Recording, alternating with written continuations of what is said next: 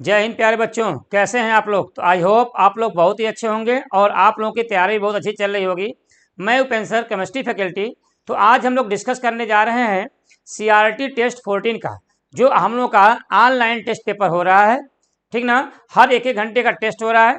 तो सभी बच्चों का पेपर बहुत ही अच्छा हुआ होगा। सभी क्वेश्चन एनसीईआरटी बेस्ड थे, पीवाईक्यू थे, आपके मैचिंग टाइप क्वेश्चन थे, स्टेटमेंट क्वेश्चन थे, हर टाइप के क्वेश्चन थे।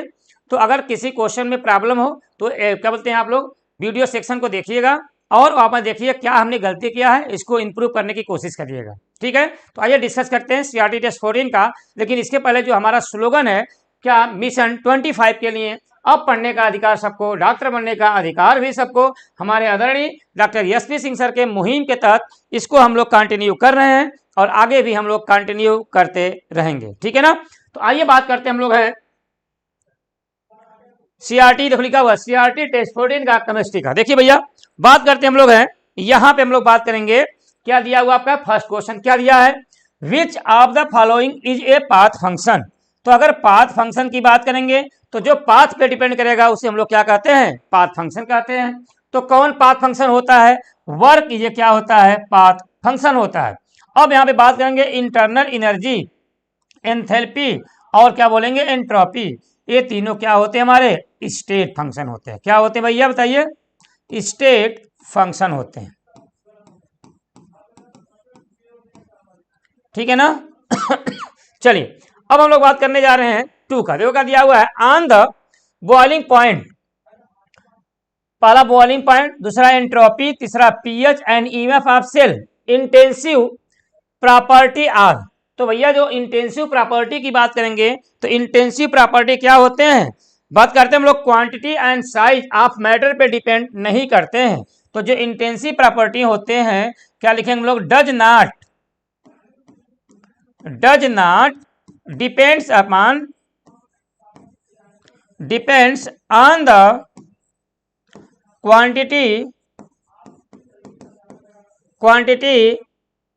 क्वांटिटी और साइज ऑफ मैटर और size of matter of the system, उस पर डिपेंड नहीं करते हैं। तो देखो भैया कौन नहीं करता है, तो देखो यहाँ बात करेंगे इंटेंसिव प्रॉपर्टी, तो कौन डिपेंड नहीं करता है। देखो भैया बॉइलिंग पॉइंट, एंट्रोपी और आपका ईएमएफ ऑफ सेल, ये इंटेंसिव प्रॉपर्टी होते हैं। और यही इंटेंसिव प्रॉपर्टी क्या quantity and size of matter पे डिपेंड नहीं करते हैं। तो बताओ भैया कौन सा आंसर हो जाएगा आपका, कौन सा आंसर होगा। देखो यहाँ पे दिया हुआ है क्या, फर्स्ट। देखो फर्स्ट तो करेगा। अच्छा यहाँ पे देखो क्या दिया हुआ है, फर्स्ट यहाँ पे। अच्छा एंथैल्पी तो करता है। अच्छा तो फर्स्ट, थर्ड और फोर्थ जो हमारे क्या होते हैं, इंटेंसिव प्रॉपर्टी होते हैं, फर्स्ट, थर्ड और फोर्थ। अब देखो भैया जो सेकेंड जो हमारा दिया हुआ है क्या, एंट्रोपी।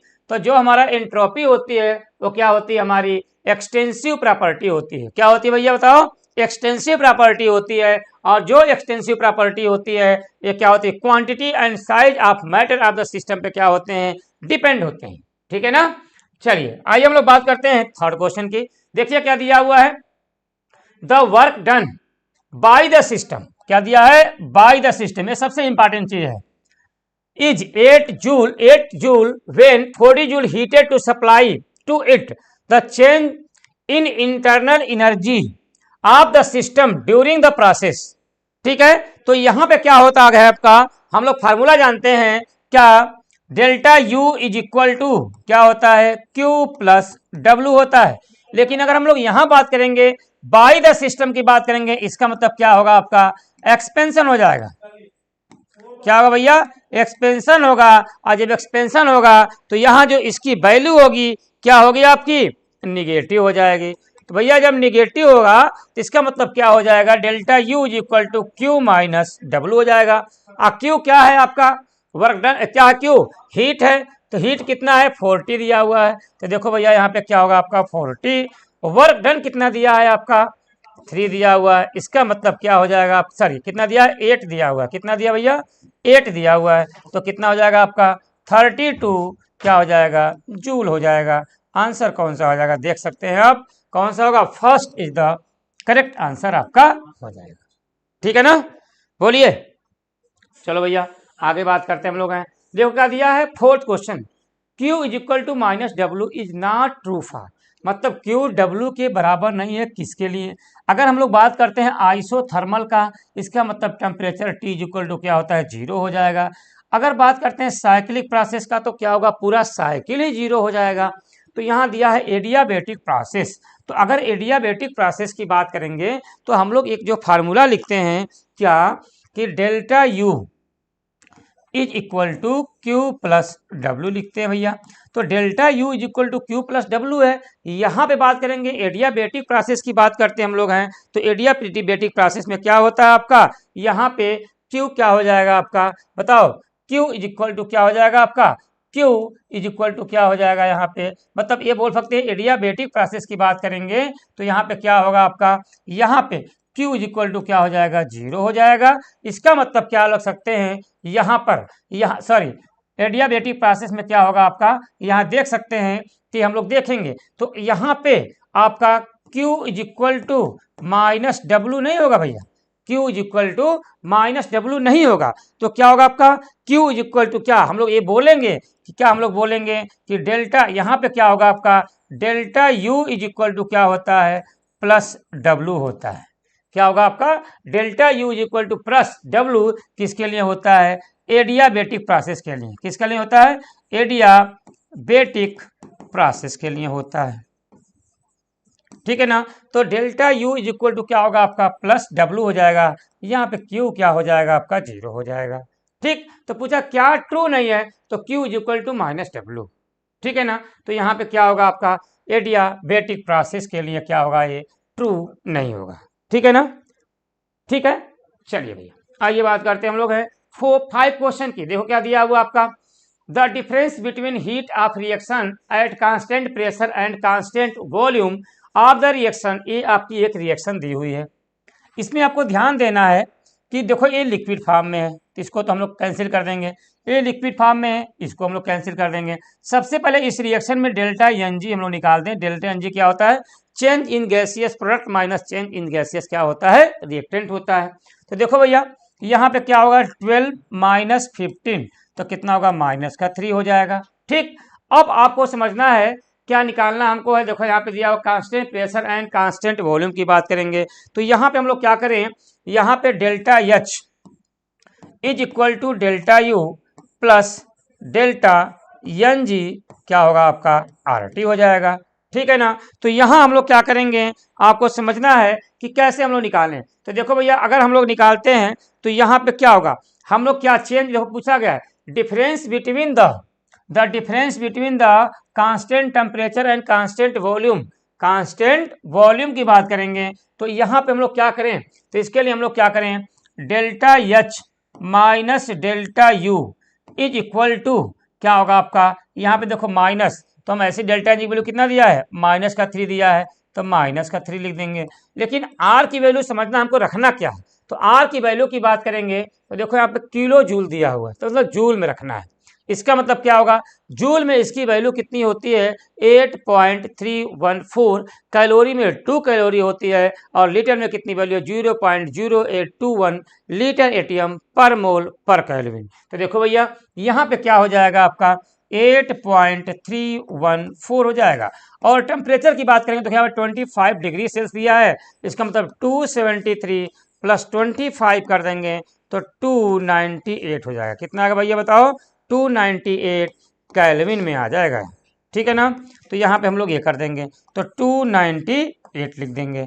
अब जब इसको हम लोग सॉल्व करेंगे भैया, लेकिन यहाँ पे एक बात और समझना है, क्या यहाँ पे देखो किलो जूल में दिया है और हम लोग क्या निकाले हैं, ये जूल में निकाले हैं। तो जब हम लोग इसको किलो जूल में निकालेंगे तो क्या करेंगे, मल्टीप्लाई करना पड़ेगा। तो जब यहाँ पे हम लोग क्या करेंगे, यहाँ पे किलो, यहाँ पे देखो जो हम जब इसको हम लोग सॉल्व करेंगे तो देखो 8 3 24 और इसका हम लोग इसमें मल्टीप्लाई करेंगे। इसका मतलब जब इसको हम लोग मल्टीप्लाई करेंगे तो यहाँ पे क्या होगा आपका, माइनस का क्या 7436 पॉइंट कितना आ जाएगा आपका, 36.45 आ जाएगा।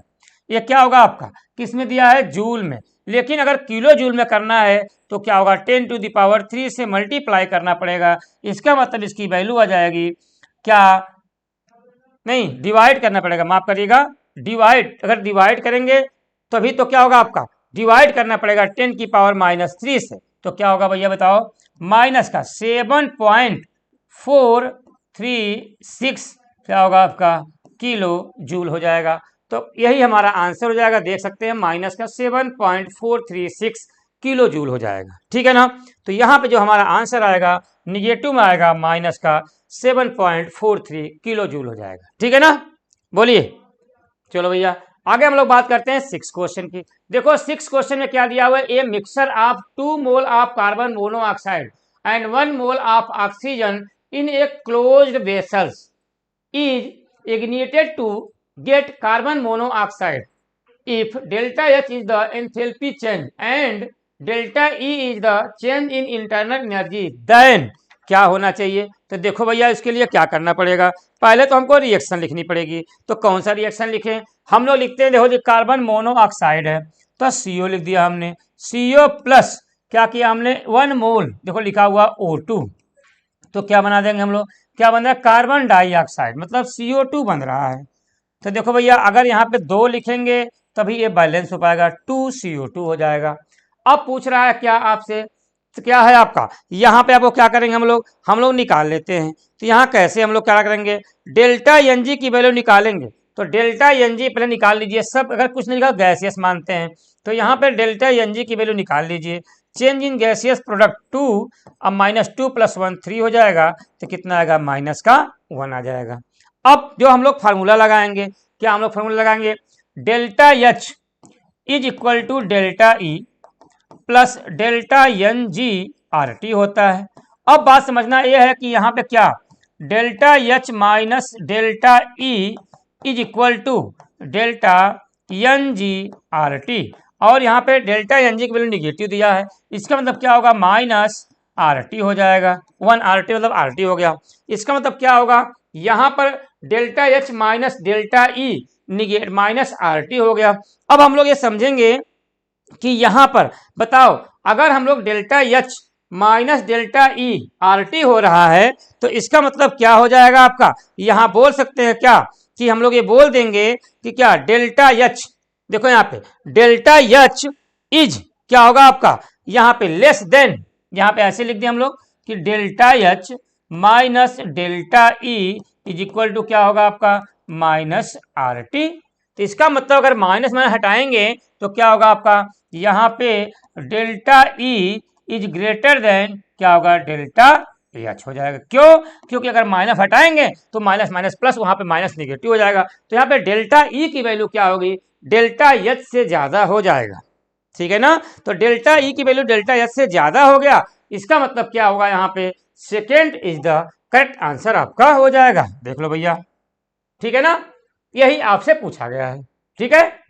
चलिए भैया, क्योंकि 2 मोल कार्बन मोनोऑक्साइड पहले से ही दे दिया था, देखो ठीक है ना। चलिए आइए बात करते हैं हम लोग हैं 7 क्वेश्चन की बात करें। देखो क्या दिया है 7 क्वेश्चन में, दिया हुआ है for a gas reaction A + 3B gives 2C + 3D, delta E is 17 kilo joule kilo calorie sorry at 27 degree Celsius, using R is equal to calorie mole inverse kelvin inverse, the value of delta H for the above reaction is. तो देखो भैया यहाँ पे हम लोग क्या करें, वही फार्मूला लगाएंगे। तो सबसे पहले हम लोग क्या करेंगे, डेल्टा NG की वैल्यू निकाल लीजिए भैया इस रिएक्शन के लिए।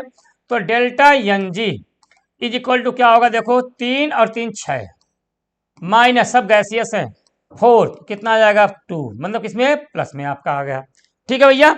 अब यहाँ समझने वाली बात क्या है कि वही फार्मूला लगाएंगे, delta H is equal to delta E plus delta NG RT हो जाएगा, ठीक है ना। अब यहाँ देखो क्या क्या दिया हुआ, यहाँ पे डेल्टा क्या पूछ रहा है आपसे, डेल्टा H पूछ रहा है आपसे, और डेल्टा E की वैल्यू कितना दिया, देखो 17 किलो। तो क्या लिखेंगे हम लोग, 17 kilo calorie plus delta NG की वैल्यू क्या दिया है 2 दिया हुआ, R की वैल्यू क्या दिया है 2 कैलोरी दिया हुआ है, 2 कैलोरी दे दिया है।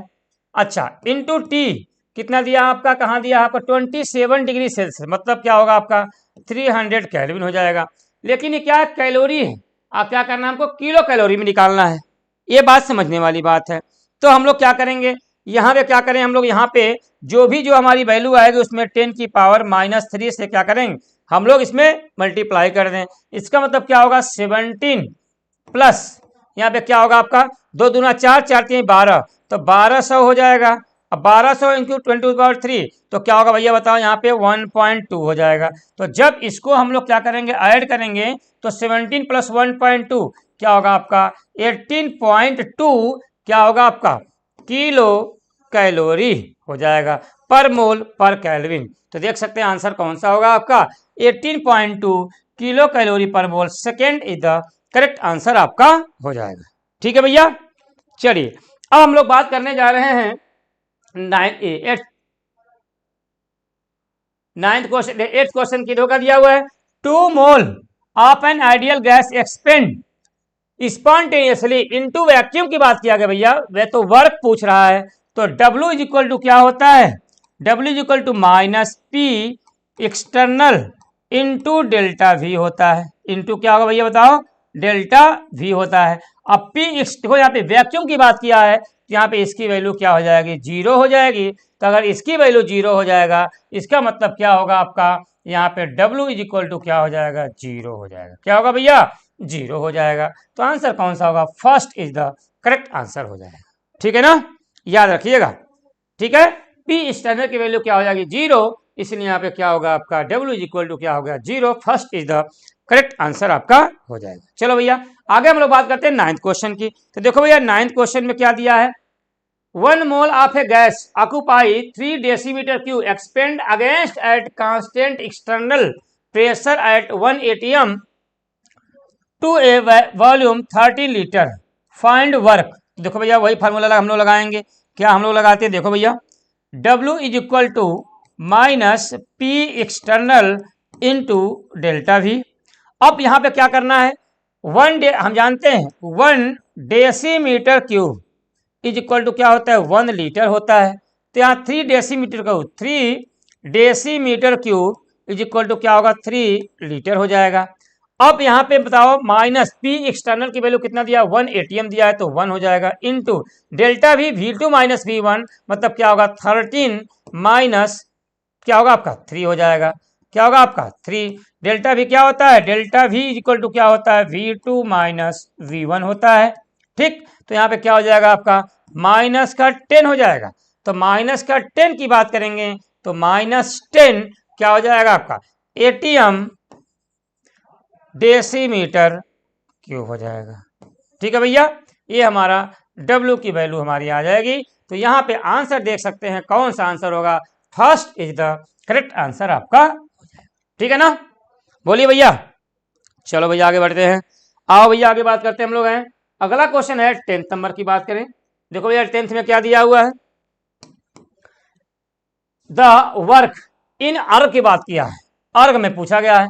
फॉर ए रिवर्सिबल एक्सपेंशन की बात कर दिया है। ठीक है भैया, चलो of 1 mole of an ideal gas from a volume of 10 litre to 20 litre at 25 degree Celsius. V1 और V2 बोले दे दिया 25 डिग्री सेल्सियस पे, तो पूछ रहा है वर्क क्या होगा।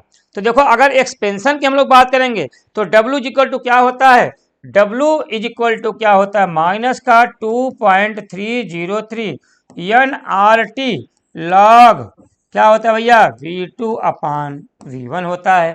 तो देखो भैया माइनस का 2.303 n की वैल्यू निकालना है। तो n की वैल्यू कितना दिया है, देखो यहाँ पे 1 मोल दिया हुआ है। तो n इज इक्वल टू क्या हो जाएगा 1 मोल इंटू 1 इंटू r की वैल्यू कितना दिया, देखो यहाँ पे क्या देंगे हम लोग, 8 यहाँ पे दिया हुआ आपका है लीटर में दिया भैया। तो अगर लीटर में क्या करें हम लोग, क्या करेंगे अगर लीटर की बात करेंगे तो यहाँ पे देखो यहाँ लीटर का दिया हुआ है, लेकिन अगर हम लोग ऐसे देखें तो देखो यहाँ पे क्या दे दिया है 0.11 लीटर दिया हुआ है, लेकिन वर्क इन अर्ग में दिया हुआ है। तो एक अर्ग की वैल्यू कितनी होती है 10⁻7 क्या होती है 10⁻7। तो इसका मतलब क्या होगा, यहाँ पे जो हम वर्क की वैल्यू रखेंगे क्या हम लोग रखेंगे बताइए जूल में, तो क्या होगा आपका 8.314 इंटू 10⁻, क्या होगा आपका 7 अर्ग होता है, इंटू टी की वैल्यू क्या होगा आपका 298 हो जाएगा लॉग। अब देखिए यहाँ पे V2 वैल्यू कितना दिया है 20 अपान क्या हो जाएगा 10 हो जाएगा, तो log 2 हो जाएगा। इसका माइनस होगा भैया, तो क्या होगा आपका W is equal to minus 2.303 into क्या होगा आपका 8.314 इंटू 10⁻⁷। अब यहाँ पे देखो काट देंगे तो log 2 की वैल्यू कितना होगा आपका, log 2 देखो वही दिया हुआ है, इंटू क्या करेंगे 298 log क्या हो जाएगा आपका 2 हो जाएगा। तो यही हमारी क्या होगी W की वैल्यू हो जाएगी। तो देख सकते हैं आप कौन सा आंसर होगा आपका, देखो यहाँ पे एक ही आंसर दिया हुआ है 10⁻⁷ अर्ग, यही हमारा करेक्ट आंसर आपका हो जाएगा। ठीक है ना, बोलिए। चलो भैया, ठीक है भैया, चलिए आइए हम लोग आगे बढ़ते हैं। यहाँ पे देखो 10⁻⁷ होना चाहिए, 10⁻⁷। चलिए आइए बात करते हैं 11th क्वेश्चन की। देखो क्या दिया हुआ है, the enthalpy of vaporisation of water at 100 degree Celsius is 40.63 kilo joule mole inverse, the value delta E for this process would be. तो पूछ रहा है क्या, एंथैल्पी ऑफ वेपराइजेशन दिया हुआ है, तो हम लोग क्या करेंगे उसके लिए, जब एंथैल्पी ऑफ वेपराइजेशन दिया हुआ है इसका मतलब हम लोग क्या करेंगे, जो हमारा H2O जो हमारा किस में है, लिक्विड फॉर्म में है, इसको किस में चेंज किया गया है, H2O जो हमारा किस में हो जाएगा, गैस फॉर्म में। और यहाँ पर जब हम लोग डेल्टा NJ की वैल्यू निकालेंगे तो 1 माइनस 0 क्या हो जाएगा, 1 हो जाएगा। अब एंथैल्पी की वैल्यू पूछा गया है, इसका मतलब हम लोग क्या करेंगे कि delta H is equal to delta E plus delta NG RT हो जाएगा। क्या पूछा गया है, the value of delta E आपसे पूछ रहा है, तो मतलब ये पूछ रहा है, तो delta E is equal to क्या होगा, delta H minus delta NG RT हो जाएगा। तो डेल्टा एच की वैल्यू कितना दिया है, देखो एंथैल्पी क्या दिया, 14 पॉइंट दिया हुआ आपका है, 40.63 दिया हुआ, किलो जूल में है भैया, ध्यान रखना आपको। यहाँ पे माइनस डेल्टा एन की वैल्यू क्या दिया है, 1 दिया हुआ है। आर की वैल्यू देखो क्या, किलो में दिया हुआ, किलो जूल में, तो जूल की बात करेंगे तो 8.314 हो जाएगा।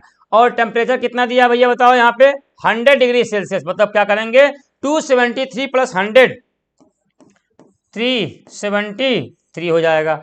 और यहाँ पे क्या है आपका, देखो यहाँ पे क्या दिया, किलो जूल में, और यहाँ पे क्या है, जूल में है। तो हम लोग क्या करें, यहाँ पे हम लोग क्या करेंगे, डिवाइड कर देंगे किससे, 1000 से डिवाइड कर दें भैया। ठीक, तो यहाँ पे अब इसको जब हम लोग सॉल्व करेंगे तो ये हमारी वैल्यू कितनी आएगी ये बताओ भैया। यहाँ पे जो हमारी वैल्यू आएगी आपकी आ जाएगी, कितना आ जाएगा, पूरा जब सॉल्व करेंगे तो कितना आएगा, 37 पॉइंट कितना आएगा आपका 53 आएगा, 53 किलो जूल पर मोल हो जाएगा। ठीक है ना, इसको सॉल्व करेंगे तो कितना आएगा आपका 37.53 किलो जूल पर मोल हो जाएगा। ठीक है ना, कैलकुलेटिव है, कर ले जाएंगे आप, कोई दिक्कत नहीं होगी। ठीक है, चलिए भैया आइए बात करते हैं हम लोग हैं 12th क्वेश्चन की। देखो भैया क्या दिया है 12th क्वेश्चन में, दिया हुआ है in which of the following process work is independent of path. जो वर्क है इंडिपेंडेंट ऑफ पाथ पे है, बताओ यहाँ पे isothermal, isochoric, adiabatic and isobaric. तो बताओ भैया, अगर हम लोग एडियाबेटिक प्रोसेस की बात करें, किसकी बात करते हैं, एडियाबेटिक प्रोसेस की बात करते हैं, तो Q इज इक्वल टू क्या होता है, 0 होता है। जब Q इज इक्वल टू 0 हो जाएगा इसका मतलब क्या होता है, फर्स्ट लॉ ऑफ थर्मोडायनामिक्स की बात करेंगे तो यहाँ पे क्या होता है, फर्स्ट लॉ ऑफ थर्मोडायनामिक्स की बात करेंगे तो क्या होता है, delta U is equal to क्या होता है, Q प्लस W होता है। तो यहाँ पे डेल्टा इज इक्वल 0, यहाँ पे delta U is equal to क्या होगा, प्लस का W हो जाएगा। इसका मतलब क्या पूछा है कि work done is independent path पे, तो पाथ का मतलब यही हो गया आपका क्या, आइसो जो क्या होता है आपका एडियाबेटिक प्रोसेस होता है, यही क्या करता है, पाथ पे डिपेंड नहीं करता है, मतलब इंडिपेंडेंट होता है, क्योंकि Q इज इक्वल टू क्या होता है, यहाँ पे 0 होता है। ठीक है भैया, बोलिए। चलो भैया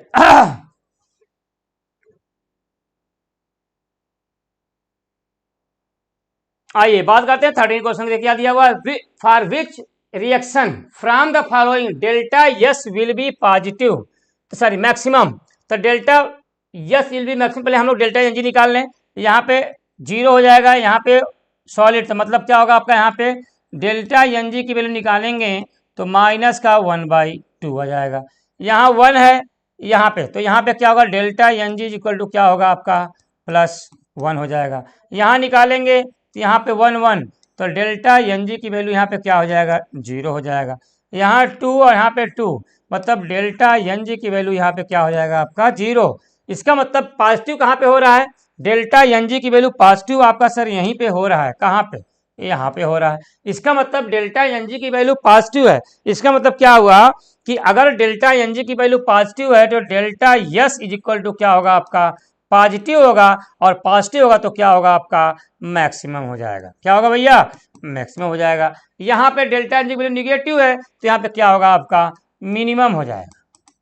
यहाँ पे क्या होगा, 0 है तो कोई इफेक्ट ही नहीं पड़ेगा। तो पूछा क्या गया मैक्सिमम, तो आप बता सकते हैं कौन सा आंसर होगा, second is the correct answer होगा। इसका मतलब क्या होगा, CaCO3 को हीट करेंगे तो कैल्शियम ऑक्साइड प्लस CO2 बनता है।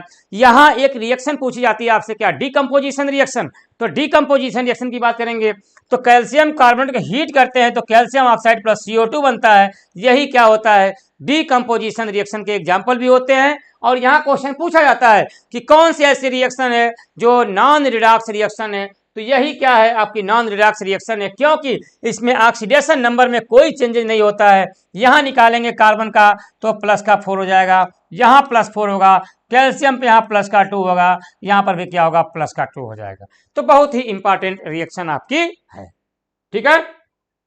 चलिए आइए बात करते हैं 14 क्वेश्चन की। देखो क्या दिया हुआ, in which reaction delta S is positive, मतलब पॉजिटिव पूछ दिया है तो वही हम लोग डेल्टा एन जी निकाल लें। तो देखो यहाँ पे क्या है, सॉलिड है, यहाँ लिक्विड है, यहाँ कोई फर्क नहीं पड़ेगा। यहाँ 2 मोल गैस है, यहाँ पे 3 मोल है, तो delta N G is equal to क्या होगा आपका 2 - 3 -1 हो गया।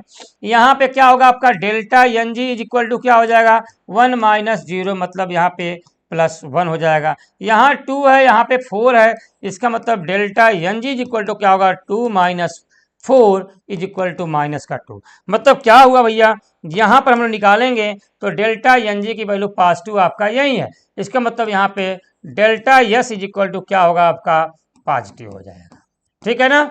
और पॉजिटिव होगा तो पीछे हम लोग देखें हैं क्या होगा आपका, यही बताओ क्या होगा आपका, क्या होगा आपका मैक्सिमम हो जाएगा या पॉजिटिव हो जाएगा।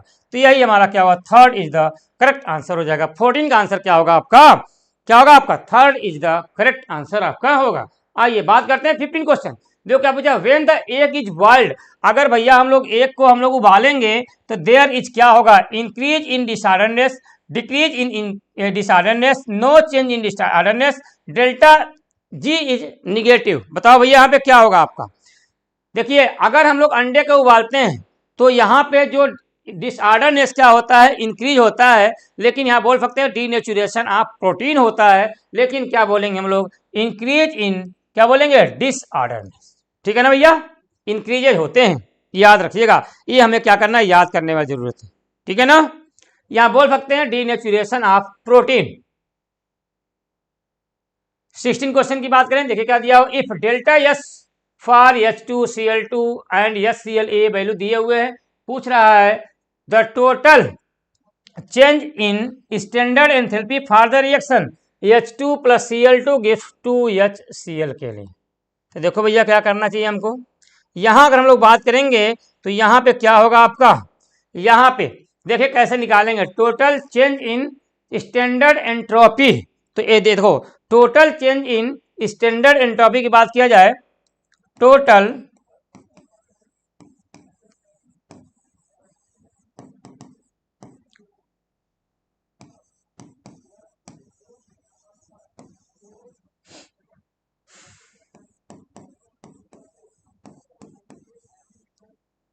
डेल्टा यस S2 - S1, ठीक है।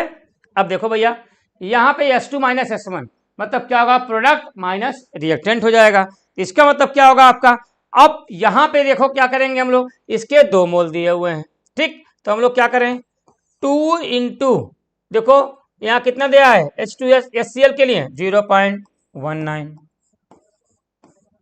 माइनस यहाँ जो क्या दिया 1 और 1 है, इन दोनों कर लीजिए क्या 0.13 + 0.22, तो कितना आएगा 19 × 38 0.38 माइनस देखो 3 2 5, 2 1 3, 0.35 कितना आएगा आपका 0.03 आ जाएगा। तो 0.03 आ गया, लेकिन क्या है आपका, देखो यहाँ पे ये क्या है, किलो जूल में है। तो अगर किलो जूल की बात कर रहे हैं हम लोग, तो देखो यहाँ पे क्या होगा आपका 0.03, ये तो हुआ आपका। अब हम लोग क्या करें, इसको अगर हम लोग पूछें क्या, अगर हम लोग क्या करें, इसको दे दिया क्या, देखो किलो जूल में दिया और ये क्या दे दिया है, जूल में दे दिया है। तो क्या करें, किलो जूल को अगर जूल में चेंज करना होगा तो क्या करें बताओ भैया, यहाँ पे 1000 से क्या करेंगे हम लोग, मल्टीप्लाई कर देंगे। तो कितना आ जाएगा आपका 30,000। तो यहाँ पे क्या होगा आपका, देखो यहाँ पे 0.0, 2 अंक तक यहाँ तक कर देंगे तो 30.0 क्या होगा आपका joule per kelvin inverse mole inverse.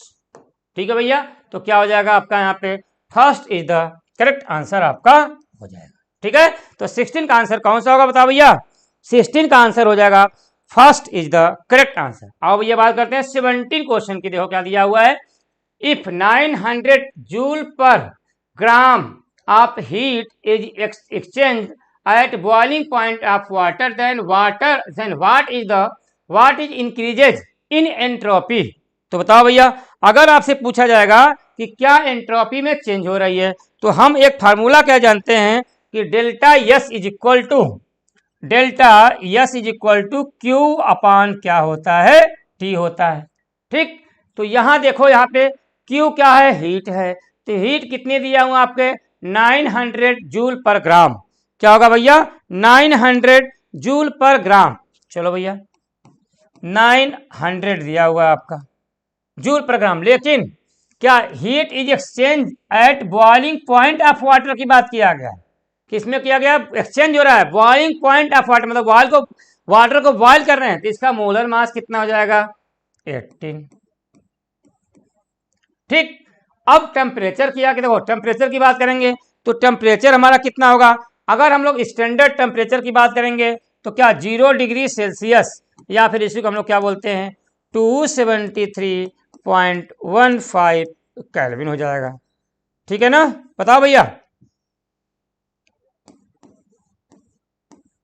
ठीक है, तो चलो भैया देखो, तो यहाँ पे क्या होगा 273.15। तो देखो 18 नंबर 162, 273.15। अब इसको सॉल्व कर लीजिए, तो क्या होगा आपका, यहाँ पे देखो 2 सते 14 होगा आपका। तो देखो यहाँ पे कितना आना चाहिए आपका, यहाँ पे आपका आ जाएगा 2 7, बताओ भैया कितना आएगा आपका 2 8 कितना आएगा 2। यहाँ पे अगर हम लोग सॉल्व करेंगे तो यहाँ पूरा जो हम लोग का सॉल्व होगा, तो देखो अगर इसको हम लोग देखें तो यहाँ पे क्या होगा आपका, इसको हम लोग ऐसे देख लें, तो जब हम लोग मल्टीप्लाई करेंगे तो यहाँ पे 27 से देखें, तो यहाँ पे 2 करेंगे तो यहाँ पे लगभग कितना 27 दूना 54, तो आपका लगभग आपका आ जाएगा 43.4। कितना आएगा भैया बताओ, यहाँ पे आंसर आ जाएगा 43.4 कितना आएगा आपका joule per kelvin inverse mole inverse आ जाएगा। ठीक ना, जूल पर मोल पर केल्विन। ठीक है, चलिए 18 देखो दिया, in which are the following case entropy decreases. तो एंट्रोपी कहां पे डिक्रीज होती है, जहां पे अगर रेंडमनेस बढ़ेगा वहां पे तो एंट्रोपी क्या होती है, बढ़ती है। देखो सॉलिड चेंज टू लिक्विड, यहाँ पे तो भैया क्या होगा एंट्रोपी बढ़ती है। लेकिन अगर हम लोग बात करेंगे यहीं पे तो क्या होगा आपका एक्सचेंज ऑफ गैसेस, गैस को अगर बढ़ाएंगे तो एंट्रोपी क्या होती है, बढ़ती है। क्रिस्टल डिजॉल्व करेंगे तो यहाँ पर भी क्या होगी एंट्रोपी बढ़ती है। लेकिन क्या पूछा गया एंट्रोपी डिक्रीज कहाँ पे होता है, तो अगर यहाँ पूछेगा पॉलीमराइजेशन, तो पॉलीमराइजेशन मतलब क्या होता है छोटे छोटे पार्टिकल को बड़े पार्टिकल में कन्वर्ट करेंगे। तो जहाँ छोटे छोटे पार्टिकल होते हैं वहां पे एंट्रोपी ज्यादा होती है, और जब बल्क हो जाएगा तो क्या कंट्रैक्ट कर जाएंगे, तो कहाँ पे क्या होगी आपकी, यहाँ बोल सकते हैं क्या कि लार्ज नंबर ऑफ, ऐसे बोल दीजिए large number of small unit को अगर हम लोग बिग यूनिट में कन्वर्ट करते हैं, इसका मतलब क्या होता है यहाँ पर एंट्रोपी क्या होती है, घट जाती है। ठीक, तो आंसर कौन सा होगा, 4th is the correct answer हो जाएगा। आइए सर बात करते हैं 19, entropy of an adiabatic reversible process is positive, exothermic negative, zero. तो जल्दी से इसका आंसर दीजिए भैया, इसका क्या होना चाहिए, बताओ भैया क्या होगा इसका आंसर। क्या entropy of an adiabatic reversible process की बात किया गया है?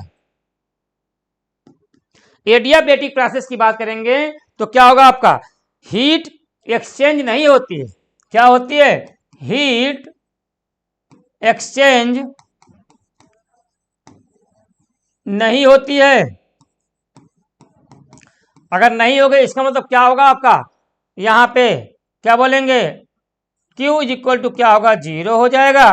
यहां पर इसका मतलब क्या होगा आपका, entropy of an adiabatic reversible process की बात करेंगे तो यहाँ पे क्या होगा आपका, जीरो हो जाएगा। क्या होगा भैया बताओ, जीरो हो जाएगा। मतलब क्या, हीट का ट्रांसफर होता ही नहीं है। ठीक, चलो भैया आइए बात करते हैं हम लोग हैं 20 क्वेश्चन की। क्या दिया हुआ है, which of the following quantity is not zero for the element in standard state. मतलब क्या, जीरो किसका नहीं होगा, enthalpy of formation, entropy, free energy of formation, all of this. तो बताओ भैया यहाँ पे क्या होना चाहिए, यहाँ कौन, अगर बात करेंगे यहाँ पे क्या दिया, नॉट जीरो स्टैंडर्ड स्टेट में, तो याद रखिएगा एंथैल्पी ऑफ फॉर्मेशन तो आपका हो जाएगा यहाँ पर, मतलब क्या, delta H is equal to zero. तो यहाँ तो क्या हो जाएगा आपका, जीरो है। लेकिन क्या बात करेंगे स्टैंडर्ड फॉर्म में, क्या जीरो नहीं होगा। तो अगर स्टैंडर्ड फॉर्म की बात करेंगे भैया तो याद रखिएगा यहाँ पे जो हमारी, देखो डेल्टा एस तो आपकी जीरो हो सकती है, ठीक, लेकिन यहाँ बात करेंगे हम लोग क्या, delta S not standard form में ये जीरो नहीं होती है। ठीक, यहीं पे एक बात याद रखिएगा, अगर यहीं बोल देगा आपसे क्या, कि अगर जीरो केल्विन की बात करेंगे, अगर जीरो केल्विन की बात करेंगे तो यहाँ पे जो डेल्टा एस नॉट है ये जीरो हो जाएगा। और बात करेंगे 25 डिग्री सेल्सियस पर डेल्टा एस की वैल्यू क्या होगी आपकी, जीरो नहीं होगी। मतलब एंट्रोपी की वैल्यू क्या होगी, स्टैंडर्ड फॉर्म में जीरो नहीं होती। ठीक है, बोलिए। चलो भैया आइए बात करते हैं 21। देखो क्या दिया है, which of the following is true for the, true क्या होगा आपका इस रिएक्शन के लिए। तो देखो भैया अगर बॉयल कर रहे हैं 100 डिग्री सेल्सियस और 1 एटमॉस्फेरिक प्रेशर पे, तो मतलब यहाँ पर डेल्टा एन जी की वैल्यू क्या कर दिया इन्होंने, 1 माइनस जीरो, मतलब क्या होगा आपका 1 हो गया।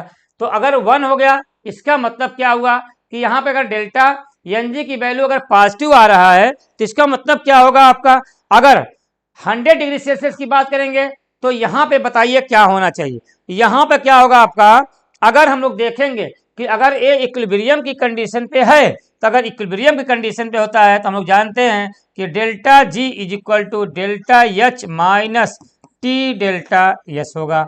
और अगर इक्विलिब्रियम पे है तो इसका मतलब क्या होगा, डेल्टा जी की वैल्यू जीरो हो जाएगी। अगर डेल्टा जी की वैल्यू जीरो होगा तो यहाँ पे क्या हो जाएगा आपका, यहाँ पे देखो delta G is equal to अगर जीरो है तो क्या होगा आपका, minus delta H is equal to minus का टी डेल्टा एस हो जाएगा, माइनस से माइनस कट जाएगा। इसका मतलब delta H is equal to क्या होगा, टी डेल्टा एस हो जाएगा। ठीक है, तो क्या होगा आपका यहीं पे, क्या होगा भैया, fourth is the correct answer आपका हो जाएगा। ठीक है ना, चलिए आइए बात करते हैं हम लोग 22 का। देखो भैया क्या दिया है, for the reaction A S B gives B S plus C G दिया हुआ भैया, ये गैस के फॉर्म में है बस। The value of delta H की वैल्यू दिया हुआ है और डेल्टा एस की वैल्यू दिया हुआ है। Temperature at which the free energy change for the reaction will be zero. तो क्या होना चाहिए इसके लिए, यहां पर अगर हम लोग डेल्टा एन जी की वैल्यू निकालें, डेल्टा एन जी की वैल्यू तो 1 माइनस जीरो मतलब क्या होगा, प्लस 1 हो जाएगा। और यहाँ पे free energy for the reaction, अगर फ्री एनर्जी मतलब डेल्टा जी की वैल्यू क्या कर दिया आपने, जीरो कर दिया। इसका मतलब क्या हुआ, अभी हम लोग पढ़े हैं कि delta G is equal to delta H minus T delta S होता है। तो अगर डेल्टा जी की वैल्यू हम लोग जीरो रख देंगे, इसका मतलब क्या होगा आपका, T delta S is equal to क्या होगा, डेल्टा एच हो जाएगा। और टी क्या होगा आपका, यहाँ बोल सकते हैं हम लोग क्या निकालना हमको है, टेम्परेचर। तो टी इज इक्वल टू क्या होगा आपका, delta H upon delta S. अब डेल्टा एस की वैल्यू कितना दिया हुआ आपका, एंथैल्पी देखो किलो जूल देखो दिया हुआ है, 30.56 किलो जूल पर मोल दिया हुआ, एंड यहां देखो दिया 66 दिया हुआ, लेकिन वहां joule per kelvin inverse mole inverse दिया हुआ। तो बताओ हमको क्या करना पड़ेगा, इसको हम लोग सबसे पहले क्या करेंगे, किलो जूल में चेंज करेंगे। तो क्या करें भैया, यहाँ पे क्या करें हम लोग, 10 टू दी पावर यहाँ पे क्या करेंगे -3 से हम लोग मल्टीप्लाई कर देंगे। तो बताओ भैया यहाँ पे क्या हो जाएगा आपका, ये ऊपर जाएगा तो क्या हो जाएगा आपका, यहाँ बात कर सकते हैं क्या होगा आपका 30560 डिवाइड बाई 66 हो जाएगा।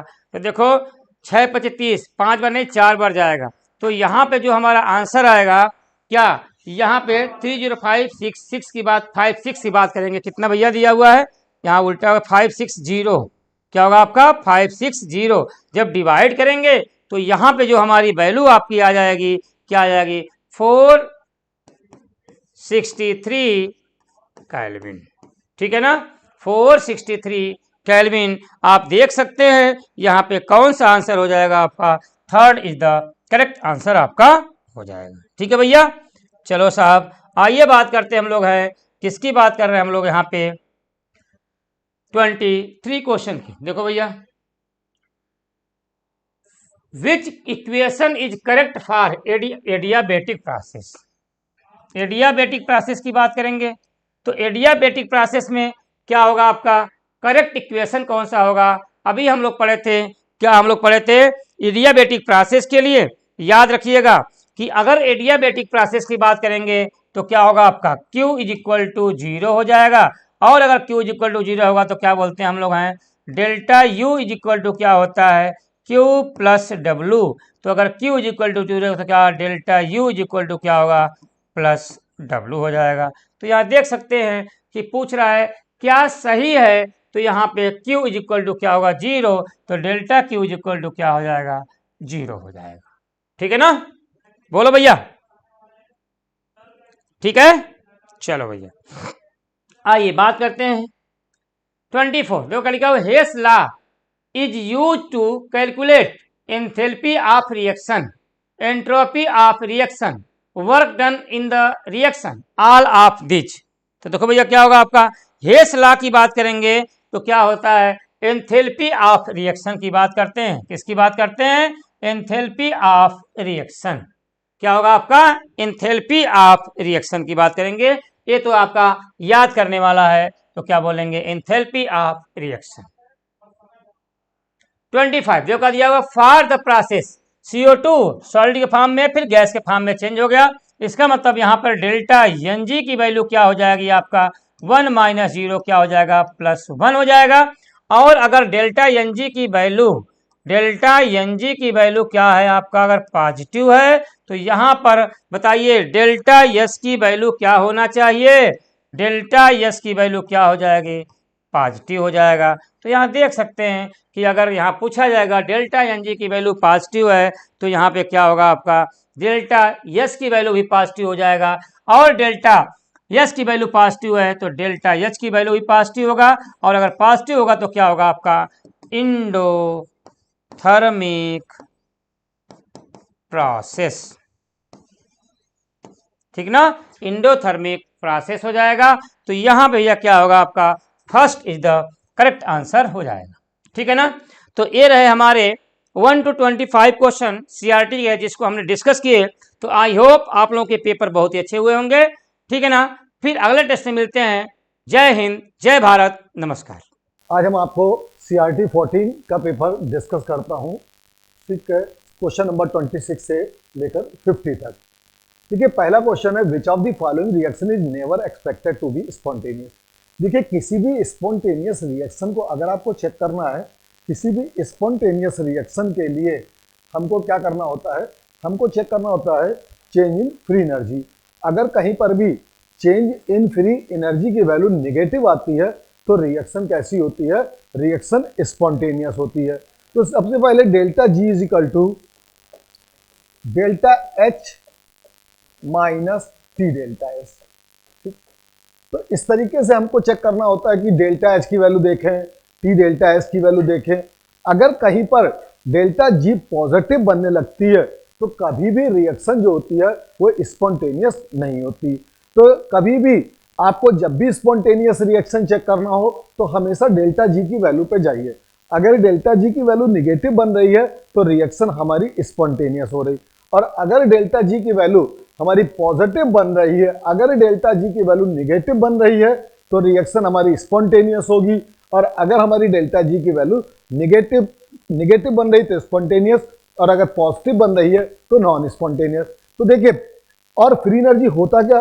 फ्री एनर्जी का मतलब होता वो एनर्जी जो यूजफुल वर्क करने में खर्च होती। तो जितना रिएक्शन यूजफुल वर्क करेगा, जितना रिएक्टेंट अपना यूजफुल वर्क करेगा, उतनी जल्दी प्रोडक्ट का फॉर्मेशन वो करेगा। तो देखा जाए कि भाई कहां पर हमारी डेल्टा जी पॉजिटिव हो जा रही। अगर हम फोर्थ ऑप्शन पे आए तो फोर्थ ऑप्शन में देखें डेल्टा एच पॉजिटिव दिया मतलब पॉजिटिव, और डेल्टा एस नेगेटिव मतलब नेगेटिव नेगेटिव पॉजिटिव। तो डेल्टा जी की वैल्यू हमारी यहाँ फोर्थ वाले ऑप्शन में क्या आ जाएगी?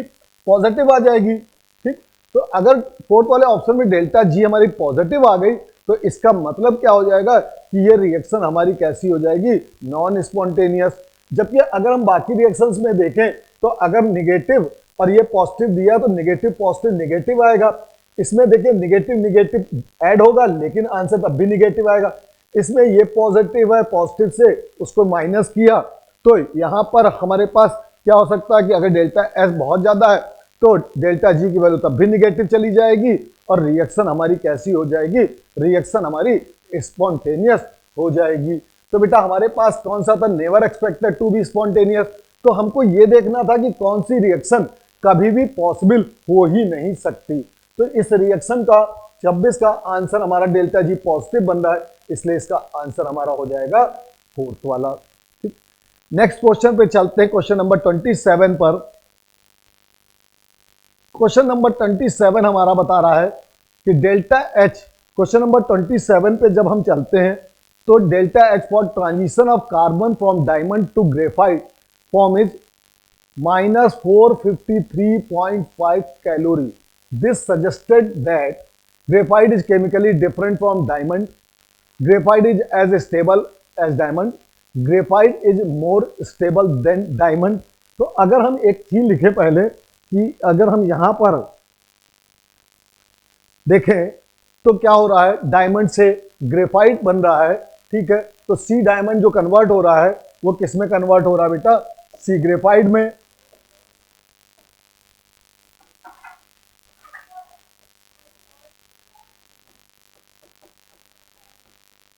और जब ये कन्वर्जन हुआ है तो इतनी हीट रिलीज हुई है। और बेटा जब भी कभी भी एक चीज याद रखिएगा कि कोई चीज रिलीज होने के बाद, कोई चीज रिलीज होने, अगर हीट रिलीज हो के कहीं कोई चीज बनती है तो वो स्टेबल बनती है। देखिए आपने रेजोनेंस में भी पढ़ा होगा कि जितने स्टेप होते हैं जब एनर्जी रिलीज होती चली जाती है तो लास्ट वाला स्ट्रक्चर जो होता है रेजोनेंस हाइब्रिड वाला स्ट्रक्चर सबसे ज्यादा स्टेबल होता है। या कहीं पर भी हीट अगर रिलीज हो पूरी केमिस्ट्री में तो हमेशा वो क्या देता है? वो स्टेबल प्रोडक्ट हमेशा हमको दे देता है। तो देखिए इस क्वेश्चन में भी यही है कि -453.5 कैलोरी की हीट रिलीज हो रही है। इसका मतलब जो चीज अब बन के आएगी वो चीज क्या हो जाएगी? वो चीज हमारी ज्यादा स्टेबल हो जाएगी। तो जहां पर भी ध्यान देना यह है कि अगर किसी भी रिएक्शन में, अगर हीट रिलीज हो गई, अगर किसी भी रिएक्शन में हीट रिलीज हो गई तो उतना ज्यादा स्टेबल प्रोडक्ट बन जाएगा। तो यहां पर क्वेश्चन हो जाएगा graphite is more stable than diamond. Next question की तरफ बढ़ते हैं, क्वेश्चन नंबर 28। कह रहा which clause represent for an exothermic reaction. देखिए कभी भी एक एक्सोथर्मिक रिएक्शन के लिए डेल्टा एच की वैल्यू, चेंज इन एंथैल्पी जिसको बोलते हैं, वो निगेटिव होती है, और एंडोथर्मिक रिएक्शन के लिए डेल्टा एच की वैल्यू जो होती है वो हमारी पॉजिटिव होती है। तो जब भी कहीं पर भी डेल्टा एच निगेटिव बने तो रिएक्शन हमारी एक्सोथर्मिक है, और अगर हमारी डेल्टा एच पॉजिटिव बन रही है तो रिएक्शन हमारी कैसी है? एंडोथर्मिक। तो अगर हम ग्राफ पे ध्यान दें तो पहले डेल्टा एच का फार्मूला चेक कर लें भाई। डेल्टा एच होता है HP माइनस HR। HP क्या होता है? HP is the heat of product होता है, जबकि HR क्या होता है? Heat of the reactant. तो जहां पर भी डेल्टा एच हमारा निगेटिव आ जाए वहां पर से हमारी रिएक्शन कैसी हो जाएगी, वो रिएक्शन हमारी एक्सोथर्मिक हो जाएगी। तो देखिए 28 के पहले ऑप्शन पे ध्यान दीजिए कि रिएक्टेंट से प्रोडक्ट, यानी प्रोडक्ट की देखिए कम होती जा रही है और रिएक्टेंट की ज्यादा है। तो पहले वाले ऑप्शन में यहां पर फर्स्ट ऑप्शन में क्या है, इन फर्स्ट ऑप्शन HR जो है वो ग्रेटर है HP के कंपैरेटिवली। तो फर्स्ट वाले ऑप्शन में अगर हम चेक करेंगे तो डेल्टा H की वैल्यू हमारी कैसी चली जाएगी। अगर हम फर्स्ट वाले ऑप्शन में चेक करेंगे तो डेल्टा H की वैल्यू हमारी क्या हो जाएगी, निगेटिव आ जाएगी, क्योंकि रिएक्टेंट देखिए आप ग्राफ पे ध्यान दीजिए तो ग्राफ डाउनवर्ड चल रहा है, यानी प्रोडक्ट की कम होती जा रही है, रिएक्टेंट की ऊपर की तरफ है। इसलिए जो इसका ग्राफ हो जाएगा वो सही हो जाएगा, कौन सा, कि एक्सोथर्मिक, यहाँ डेल्टा H की वैल्यू निगेटिव बन के आएगी और रिएक्शन हमारी कैसी हो जाएगी, रिएक्शन हमारी एक्सोथर्मिक हो जाएगी। तो इसका आंसर हमारा कौन सा सही हो जाएगा बेटा, पहला वाला। नेक्स्ट क्वेश्चन की तरफ बढ़ते हैं, क्वेश्चन नंबर 29 की तरफ। कह रहा है for the reaction H2 plus Cl2 gives 2HCl x kilojoule. Question ये है कि for the reaction H2 plus Cl2 gives 2HCl gas plus x kilojoule और H2 plus Cl2 gives 2HCl plus 2HCl liquid plus y kilojoule. कह रहा है which one of the following statement is correct. देखिए इस सवाल में हमसे इसने पूछा है कि दो तरीके की आपको एक रिएक्शंस दी। पहली रिएक्शन में क्या दिया कि गैसियस फॉर्म दिया, दूसरी रिएक्शन में केवल लिक्विड फॉर्म दिया हुआ है। तो देखिए अगर क्या है कि किसी भी सॉलिड की बात अगर हम करते हैं तो सॉलिड को हम पहले कन्वर्ट करते हैं लिक्विड में और लिक्विड से बाद हम उसको कन्वर्ट करते हैं गैसियस स्टेट में। तो देखिए अगर कहीं पर भी अगर हमें लिक्विड से गैसियस स्टेट आगे बनानी है तो इसका मतलब हमको और हीट देनी पड़ेगी, तभी वो लिक्विड जो होगा वो गैसियस स्टेट में कन्वर्ट होगा, अदरवाइज लिक्विड जो होगा वो गैसियस स्टेट में कन्वर्ट नहीं हो पाएगा।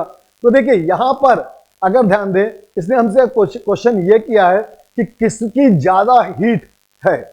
तो अगर इस क्वेश्चन पे ध्यान दें तो इसमें हमको ज्यादा हीट की रिक्वायरमेंट आ गई, क्योंकि हमको लिक्विड से एक गैसियस स्टेट में भी बनाना है, जबकि यहां पर केवल ऑप्शन में हमको लिक्विड स्टेट ही बनाया गया है। तो हमको यहां पर एनर्जी की रिक्वायरमेंट या हीट की रिक्वायरमेंट थोड़ी कम होगी। तो इसका मतलब जो y की वैल्यू बनेगी वो थोड़ी सी क्या हो जाएगी, अगर इस रिएक्शन के पर्पज से देखें तो y की वैल्यू जो हो जाएगी वो यहां पर y अगर हमको चाहिए होगा तो इतनी ज्यादा एनर्जी लगानी नहीं पड़ी, तो हमारी एनर्जी कम यूज हुई। इसका मतलब y जो है वो x से बड़ा हो जाएगा।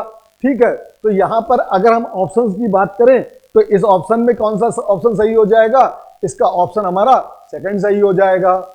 तो यहां पर y जो है इसलिए बेटा ज्यादा है क्योंकि हमको हीट उतनी देनी नहीं पड़ी, जो मेरे पास प्रेजेंट में हीट है वो थोड़ी सी ज्यादा है क्योंकि हमने उतनी सप्लाई ही नहीं करी, इसलिए इसका आंसर सही हो जाएगा y ग्रेटर देन x। तो मतलब सेकंड ऑप्शन। क्वेश्चन नंबर हम लोग चलते हैं, क्वेश्चन नंबर 30। देखिए 30 क्वेश्चन बड़ा अच्छा है। The enthalpy of formation of ammonia, formation दिया मतलब N2+ हमको अमोनिया का फॉर्म दिया हुआ है। ठीक, कह रहा the enthalpy change for the reaction 2NH3 gives N2+ 3H2।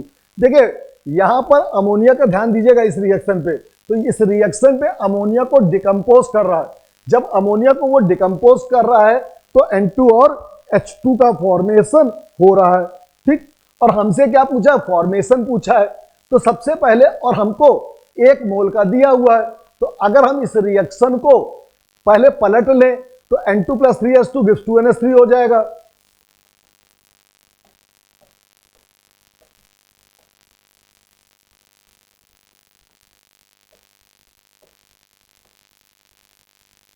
ठीक, अब देखिए जो फॉर्मेशन का था वो -46 था। ठीक है, जैसे ही हमने इसको पलटा तो ये देखिए कितना हो गया, 1 मोल का फॉर 1 मोल,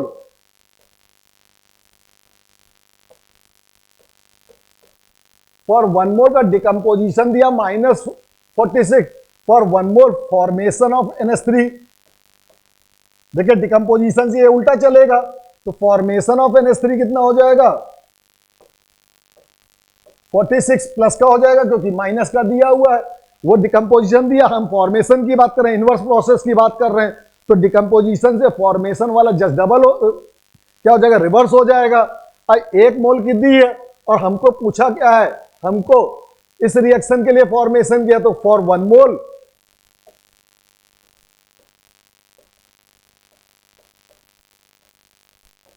(46) दिया हुआ है, तो हम फॉर 2 मोल चाहिए हमको, फॉर 2 मोल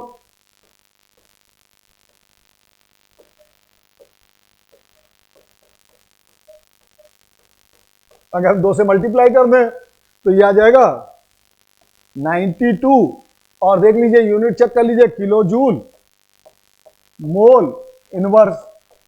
तो देखिए आंसर ढूंढिए, कौन सा आंसर इसका सही बन रहा है। इसका आंसर हमारा बन रहा है सेकंड, ठीक है, क्योंकि हमको चाहिए था फॉर्मेशन की बात 2 मोल्स की, ठीक है, और हमको दिया क्या था, हमको दिया था फॉर्मेशन दिया था the enthalpy change for the reaction, sorry हमको डिकम्पोजिशन का चाहिए था, फॉर्मेशन दिया हुआ था, तो हमने रिएक्शन को पहले पलट लिया। जब पलट लिया तो हमारी रिएक्शन हो गई 2NH3 गिव्स, पहली हमारी थी 2NH3 से N2+3H2, हमने पलटा तो ये हो गए N2+3H2 गिव्स 2NH3।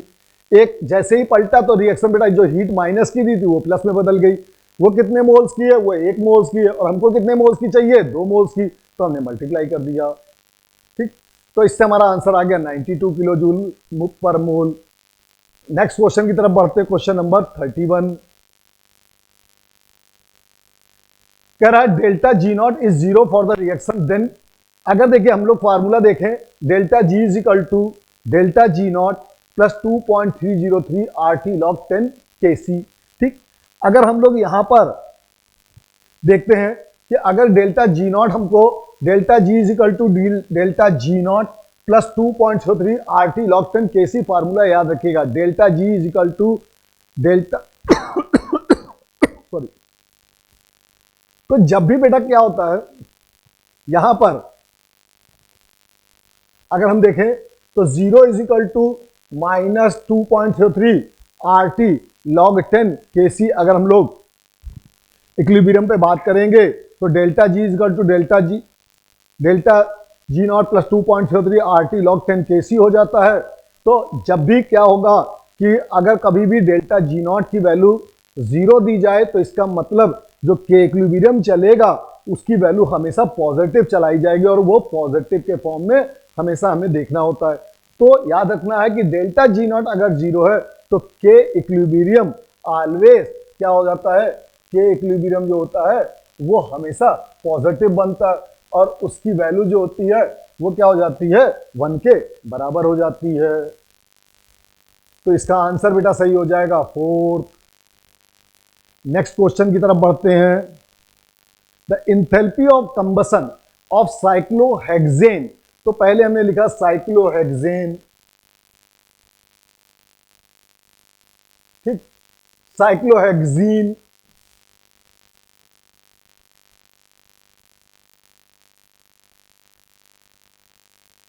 कहीं पर भी एक डबल बॉन्ड लगा दीजिए, एंड H2R रिस्पेक्टिवली इतना, ठीक है, H2 की इतनी दी हुई है, ठीक है, कितना अलग अलग दिया। The heat of hydrogenation of cyclohexane इस पूछा हुआ है हमसे।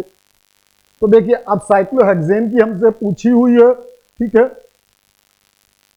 तो सबसे पहले हम लोग बात करते हैं combustion of cyclohexene and H2, ठीक, और पूछा किसका बेटा, heat of hydrogenation of cyclohexane. तो सबसे पहले एक चीज याद रखिए कि हीट ऑफ हाइड्रोजिनेशन का मतलब क्या होता है, the energy which release during the addition of hydrogen या during the addition of hydrogenation reaction. आपने पढ़ा होगा कि एल्कीन से हम एल्केन बनाते हैं, या एल्काइन से पहले एल्कीन बनाते हैं, सब में हम हाइड्रोजन का एडिशन करते हैं। तो एडिशन रिएक्शन ऑफ हाइड्रोजन को हम बोलते हैं कौन सी रिएक्शन, हाइड्रोजिनेशन। और हमेशा एक चीज याद रखिएगा, hydrogenation reaction is always exothermic. तो अगर हम इस प्रोसेस की बात कर लेते हैं कि अगर हम इसमें हाइड्रोजिनेशन करें तो साइक्लोहेक्सीन प्लस H2 कर लें, इससे हमारा तैयार हो जाएगा साइक्लोहेक्सेन, ठीक है बेटा। अब अगर हम साइक्लोहेक्सेन तैयार कर लेते हैं और उसके बाद हमसे पूछा गया है क्या, कि द हीट ऑफ हाइड्रोजिनेशन, मतलब एक तरीके से हमसे यहां पर कितनी हीट रिलीज हो रही है इसकी बात हमसे करी जा रही है। ठीक, बाई चांस कभी आप सवाल कर रहे हो और बाई चांस आपका प्लस आ जाए तो हीट ऑफ हाइड्रोजनेशन हमने क्या कहा, ऑलवेज निगेटिव होती है। तो पहले देखिए पॉजिटिव वाले दोनों ऑप्शन तो पहले ही गायब हो गए कि भाई ना तो पहला हो सकता है, सॉरी ना तो दूसरा हो सकता है और ना चौथा हो सकता है, तो ये दोनों ऑप्शन तो हम पहले कट कर दें। तो देखिए तरीका यही होता है क्वेश्चन करने का कि पहले जो नहीं हो सकता उसको कैसे कट किया जाए, पहले उसको हटाओ फिर आगे बढ़ो। ठीक, तो अब क्वेश्चन में ये है कि हम लोग इसको ऐड कर लेते हैं। साइक्लोहेक्सीन की ढूंढा जाए, पहले कितनी है, साइक्लोहेक्सीन की हमारे पास माइनस की, साइक्लोहेक्सेन की 3900, साइक्लोहेक्सीन की हमारे पास कितनी है बेटा, 3500 है। ठीक, और हाइड्रोजन की देखा जाए तो हाइड्रोजन की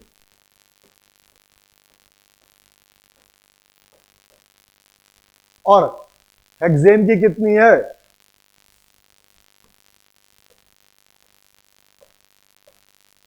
अब जब भी हम करें तो यहां पर हमेशा देखिए एक चीज याद रखिएगा कि हीट ऑफ हाइड्रोजनेशन जो होता है वो एक तरीके से बॉन्ड इंथैल्पी की तरीके से चलता है और ये होता है HR माइनस HP। तो ऐड कर लीजिए जरा, देखिए कितना आ जाएगा, माइनस 3800 प्लस 200 4000 हो गया और ये हो जाएगा 4000, ये हो जाएगा 4041, तो माइनस का 4041 और माइनस माइनस हो जाएगा प्लस,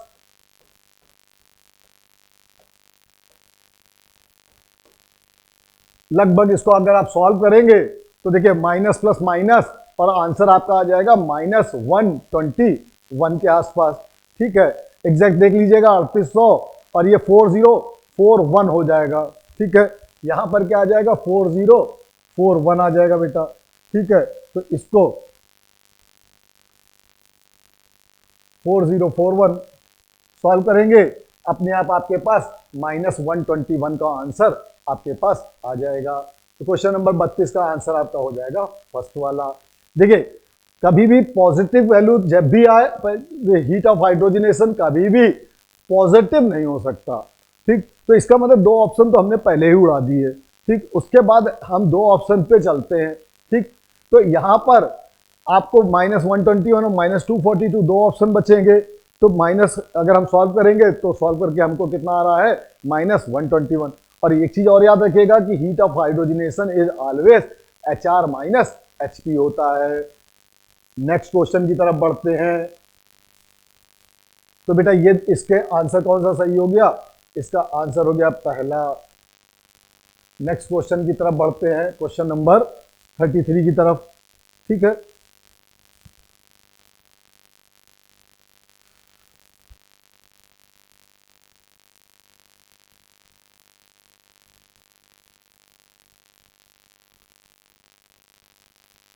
कह रहा है given that 2C solid plus 2O2 gives 2CO2, delta H आपको दिया हुआ है minus 787, H2 plus half O2 gives H2O liquid दिया हुआ है, डेल्टा H हमको माइनस 286 दिया हुआ है। ठीक है, और C2H2 plus 5/2O2 gives CO2 plus water दो दिए हुए हैं 2CO2 के, और डेल्टा H हमको माइनस 1310 दिया है। Heat of formation of acetylene पूछा हुआ है। तो बेटा ध्यान दो कि अगर हमको फॉर्मेशन चाहिए, ठीक, और हमको यहां पर देखिए सब जगह पर आपको कंबसन रिएक्शन प्रोवाइड की गई है, सब में देखिए ऑक्सीजन यूज हो रहा है, इसका मतलब सब में हमारे पास कंबसन रिएक्शन है। ठीक, तो अगर हमें फॉर्मेशन करना है तो क्या हम इस रिएक्शन को पलट दें, अगर हम इस रिएक्शन को पलट देते हैं तो ये reaction 2CO2 plus H2O gives C2H2 plus 5/2O2, और ये जैसे ही पलटोगे तो ये हीट क्या हो जाएगी, प्लस 1310 हो जाएगी किलो जूल के टर्म्स में। ठीक, अब देखिए जैसे ही ये हुआ किलो जूल के टर्म्स में 1310 हो गया। अब आप दोनों रिएक्शंस को ले लीजिए, अपने आप देखिए आपके पास फॉर्मेशन की रिएक्शन अपने आप आपके पास तैयार हो जाएगी। तो पहली ली जाए 2C plus 2O2 gives 2CO2, ठीक है। डेल्टा H हमारा -787 दिया हुआ है।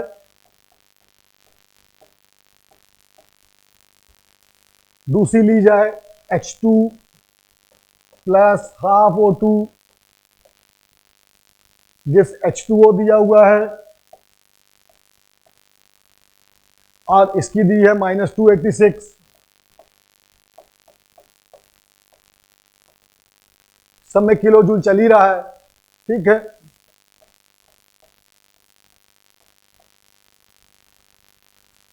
अब देखिए भाई ऐड करा जाए तो यहां पर देखिए H2 अपोजिट डायरेक्शन में होंगे, वो कैंसिल होंगे। कार्बन डाइऑक्साइड कैंसिल होगी, और देख लीजिए कुछ कैंसिल हो रहा है, जो भी यहां पर देखिए इसको ऐड करेंगे तो ये कैंसिल, ठीक है।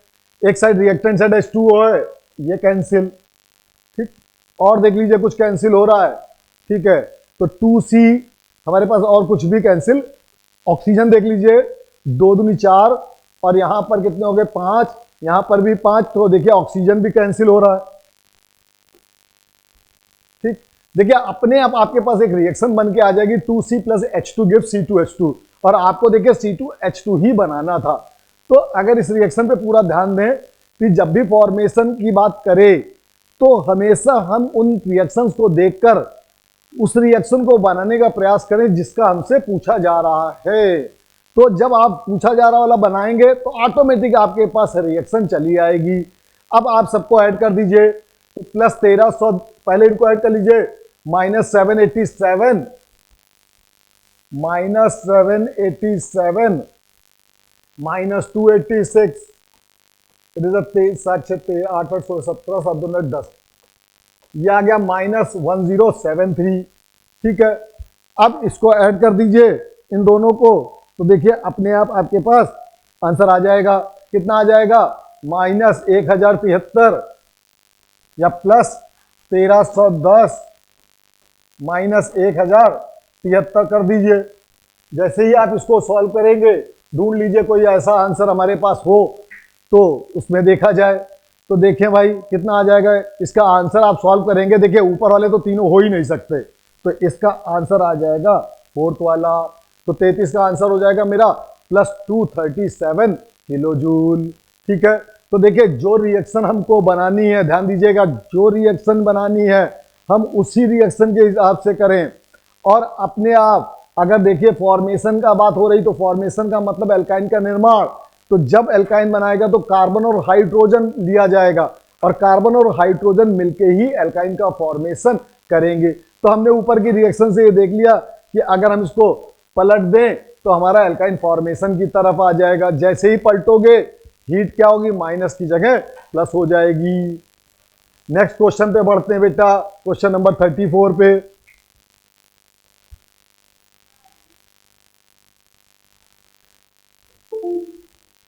क्वेश्चन नंबर, अगर हम नेक्स्ट की तरफ बढ़ते हैं तो नेक्स्ट क्वेश्चन हमारा 34 है। देखिए भाई 34 क्वेश्चन, स्टैंडर्ड इंट्रोपीज, मतलब हमको डेल्टा एस की बात कर रहा है, डेल्टा एस नॉट की।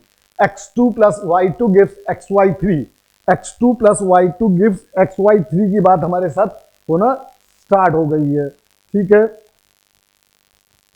अब xy3 बन रहा है डेल्टा एच -30 दे रहा है, x2 की दे रहा है कितना 16 एंट्रोपी, y2 की दे रहा है 40, और xy की 3 दे रहा है 50 mole respectively. For the reaction x2 plus y2 gives xy3, delta H -30 kilo joule to be at equilibrium, ठीक है। तो यहां पर क्या हो जाता है, delta H -30 kilo joule to be equilibrium, the temperature should be. देखिए जब भी क्या हो जाएगी, इक्विलिब्रियम आएगी तो delta H is equal to delta G is equal to delta H minus T delta S आप लगाएंगे। डेल्टा जी को आप 0 रखेंगे क्योंकि इक्विलिब्रियम की कंडीशन है, तो delta H is equal to T delta S हमारा हो जाएगा। तो सबसे पहले delta H is equal to हमको फार्मूला याद क्या रखना है, टी डेल्टा एस। तो सबसे बढ़िया बात है कि हम इंट्रॉपी में चेंज कैलकुलेट कर लें तो हमारा टेम्परेचर आ जाएगा, क्योंकि हमको डेल्टा एच का फॉर्मूला, हमको डेल्टा एच दिया हुआ है। तो शुरू करते हैं बेटा। x2 plus y2 gives xy3 है।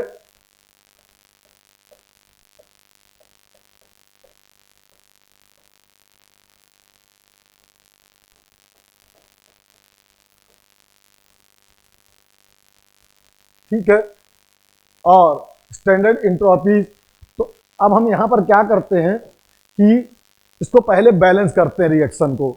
ठीक है, क्योंकि y के 3 लोग हैं, x के 2 लोग हैं, y के 3 लोग प्रोडक्ट साइड है, जबकि रिएक्टेंट साइड y के केवल 2 ही लोग हैं। तो सबसे पहले सॉरी, इसको हम बैलेंस करते हैं। तो अगर इसको हम बैलेंस करते हैं तो अगर हम यहां पर इसको बाई 2 कर दें तो x हमारा बैलेंस हो जाएगा। इसको 3/2 कर दें तो हमारी बैलेंस हो जाएगी। देखिए आराम से रिएक्शन बैलेंस हो जाएगी। तो जितनी हीट में आपने किया वही चीज आप हीट में भी कर दीजिए। 60/2 प्लस y वाली कहां गई, 3 × 40/2। ठीक है, ये हो जाएगी 30 प्लस 120/20 प्लस 60 हो जाएगी। और प्रोडक्ट वाली आप देख लीजिए कितनी दी हुई है। प्रोडक्ट वाली हमको दी है 50। तो यहां से डेल्टा एस कैलकुलेट करिए। डेल्टा एस हो जाएगी, कितना हो जाएगा डेल्टा एस हमारा हो जाएगा 50 माइनस, अगर हम डेल्टा एच कैलकुलेट करें तो 50 माइनस, बल्कि बेटा ये 50 माइनस 90 मतलब -40। इक्विलिब्रियम पर हम लोग बात कर रहे थे डेल्टा जी इक्वल टू 0, तो delta H is equal to हमारे delta G is equal to delta H minus T delta S होता फार्मूला।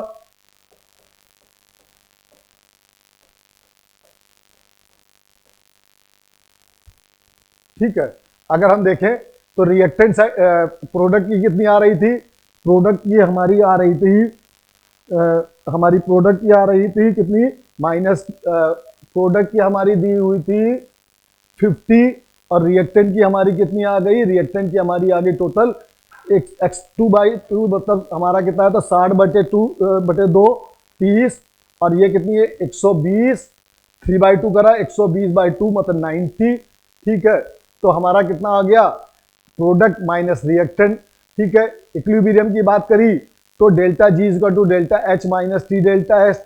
ठीक है, तो 0 रखा। तो यहां पर देखिए डेल्टा एच को अगर हम सॉल्व करें, ठीक है, तो यहां पर तो डेल्टा एच की वैल्यू हमको दे दी गई है -30 इंटू किलो जूल में दी है। तो इसको 1000 कर लें बेटा, ये इधर आ गया तो ये हो गया माइनस टी डेल्टा एस। हमको निकालना क्या है, टी निकालना है। डेल्टा एस की वैल्यू हमारी कितनी आ रही है, ये माइनस माइनस प्लस हो जाएगा, लेकिन हमको डेल्टा एच की वैल्यू माइनस दी हुई है। तो 30 इंटू 1000 कर लिया। टी डेल्टा एस हमको निकालना है, डेल्टा एस हमारा -40 आ गया। तो अब इसको सॉल्व कीजिए। इसको सॉल्व करेंगे तो माइनस माइनस कैंसिल, 750 केल्विन आ जाएगा। ठीक है, ढूंढ लीजिए भाई 750 केल्विन का आंसर। ठीक है, तो जब भी इस टाइप का क्वेश्चन हो तो delta G is equal to delta H minus T delta S से आपको जाना है। ठीक है, और डेल्टा एस जब भी निकालें तो रिएक्शन को पहले क्या करें, रिएक्शन को हम लोग पहले बैलेंस कर लें। जब बैलेंस कर लेंगे तो हमें दिक्कत नहीं आएगी। नेक्स्ट बेटा इसका आंसर क्या हो जाएगा, इसका आंसर हो जाएगा 750। नेक्स्ट क्वेश्चन की तरफ बढ़ते हैं। कह रहा है if the enthalpy change for the transition of liquid water to steam is 30 kilo joule per mole at 27 degree centigrade, the entropy change for the process would be. देखिए इंट्रोपी चेंज पूछा है और आपको इंथैल्पी डेल्टा एच कितना दे दिया। देखिए जो दिया करें उसको फट से नोट कर लीजिए, तो कभी सवाल दिक्कत नहीं करता है।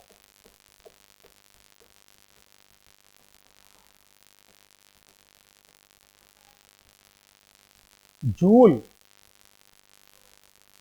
ये हमने जूल में कन्वर्ट कर लिया, क्योंकि आंसर हमारा देखिए ऑप्शन में हमारा जूल में चल रहा है। तो इससे सबसे बढ़िया तरीका है पहले ही किलो जूल को जूल में कर लो। और बेटा देखो, जब भी क्या होता है, लिक्विड वाटर अगर स्टीम में कन्वर्ट होता है, अगर लिक्विड और वाटर स्टीम में कन्वर्ट हो रहे हैं, तो इसका मतलब दोनों इक्विलिब्रियम पे आएंगे। जब दोनों इक्विलिब्रियम पे आएंगे तो डेल्टा जी जीरो हो जाएगा। फिर वही फार्मूला लगा दीजिए जो अभी ऊपर बता के चले आ रहे हैं, delta H is equal to T of delta S. अब की बार हमको टेम्परेचर दिया है, टेम्परेचर हमेशा केल्विन में यूज किया जाता है, तो केल्विन में अगर टेम्परेचर लें तो T is equal to 27 plus 273 मतलब 300 केल्विन आ जाएगा। ठीक, अब डेल्टा एच हमारा कितना हो गया, रख दीजिए वैल्यू 1 2 3 4। सॉरी, टेम्परेचर हमको कितना दिया है, टेम्परेचर हमको दिया है, आ गया है हमारा 300। तो 300 इंटू डेल्टा एस, यहां से डेल्टा एस कैलकुलेट कर लीजिए।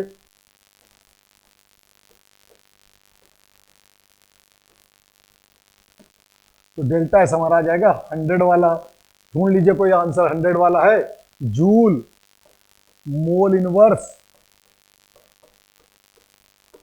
केल्विन इनवर्स, इसका मतलब इसका आंसर हमारा कौन सा हो जाएगा, इसका आंसर हमारा हो जाएगा फोर्थ वाला।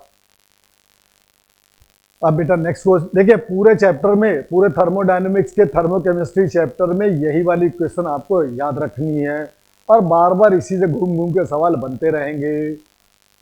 नेक्स्ट क्वेश्चन की तरफ बढ़ते, क्वेश्चन नंबर 36 की तरफ।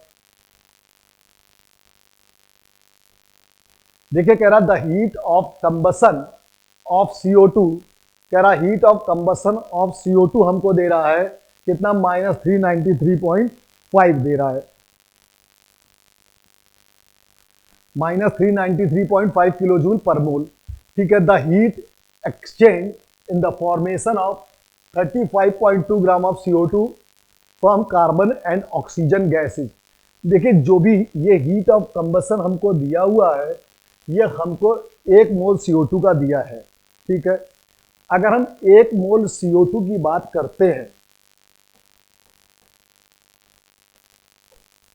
तो इसको और 44 ग्राम लिख सकते हैं। ठीक है, अगर मॉलिक्यूलर वेट को मेजर ग्राम में किया जाता है तो वो मोल बन जाता है। ठीक, तो 44 ग्राम की हमको कितनी दे दी गई है बेटा, दे दी गई है -393.5।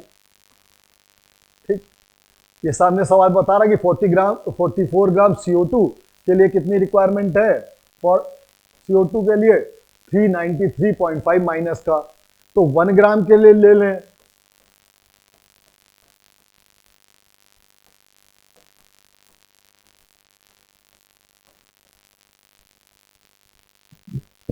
और हमको कितने ग्राम की चाहिए,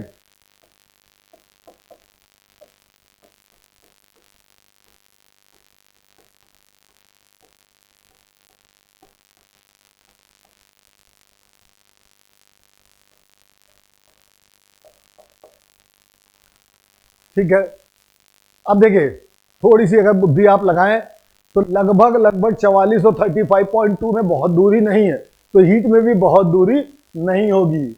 ठीक है, तो देखिए ये दोनों तो हो ही नहीं सकते। मैंने अभी भी पहले भी आपसे कहा कि पहले ऑप्शन को कट करना सीखिए, तो पहले ये दोनों ऑप्शन तो कट ही हो जाएंगे। ठीक, अब माइनस का ही टर्म चल रहा है, तो देखिए या तो माइनस का ही टर्म यही वाला तो है, अगर आप इसको सॉल्व भी करेंगे तो ये -315 किलो जूल आपके पास आ जाएगी। ठीक है, तो इसका आंसर कौन सा बेटा सही हो जाएगा, इसका आंसर हमारा 36 का थर्ड वाला सही हो जाएगा।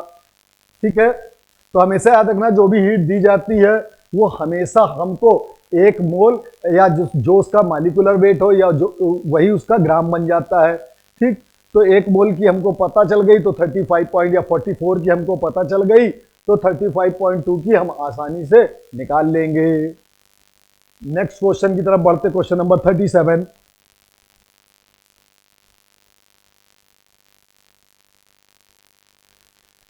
देखिए बहुत ही आसान क्वेश्चन है, M is a metal that forms an oxide. कह रहा है एक मेटल है जो कि ऑक्सीजन से रिएक्शन करके M2O या हाफ M2O बनाकर रिएक्शन करके M प्लस 1/4 O2 दे रहा है।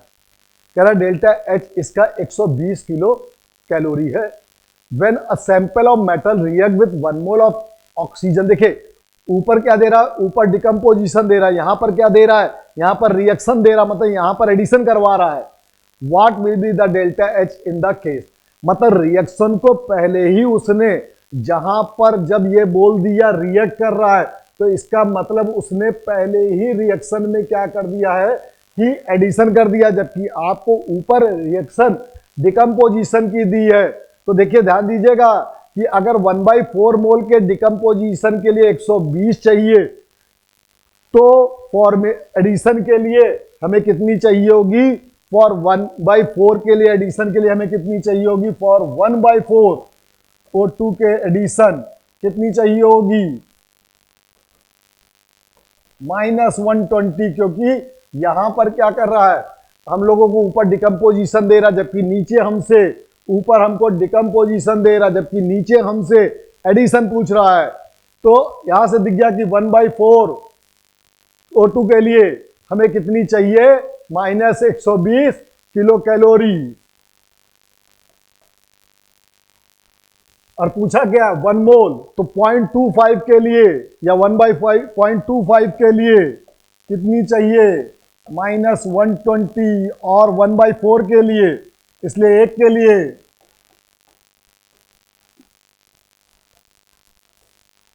और इसलिए 1 के लिए, 1 मोल के लिए तो सीधे ही सीधे आ जाएगा।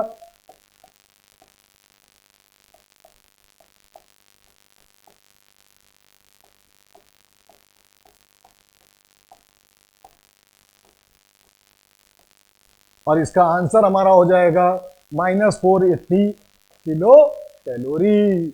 आंसर इसका सही हो जाएगा आपका 37 का 4th वाला। ठीक है, अब हम लोग बढ़ते हैं नेक्स्ट क्वेश्चन की तरफ। Question number 38।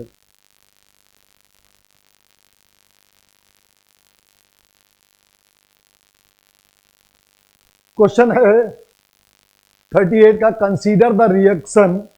ठीक है, अब हम लोग कह रहा है विच N2 + 3H2 gives 2NH3, which relation is correct. ठीक है, देखिए एक फार्मूला अगर आपने फर्स्ट लॉ ऑफ थर्मोडायनेमिक्स पढ़ा हो, तो delta H = delta E + delta NG/RT। जब भी क्या हो जाए, यहां पर ध्यान दीजिएगा, डेल्टा NG की वैल्यू पर डेल्टा NG क्या होता है, delta NG is the moles of product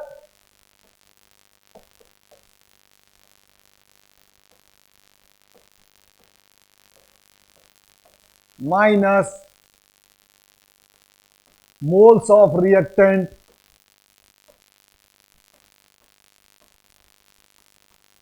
in gaseous state.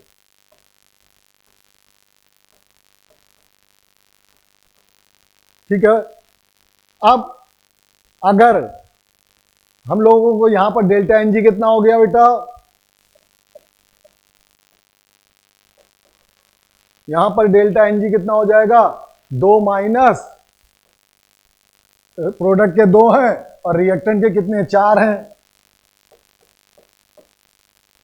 इसके बाद आप delta H = delta E + delta NG/RT लगा के इसको चेक कर सकते हैं।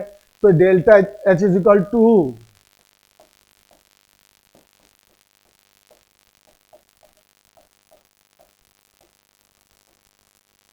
तो यहां से आ जाएगा डेल्टा H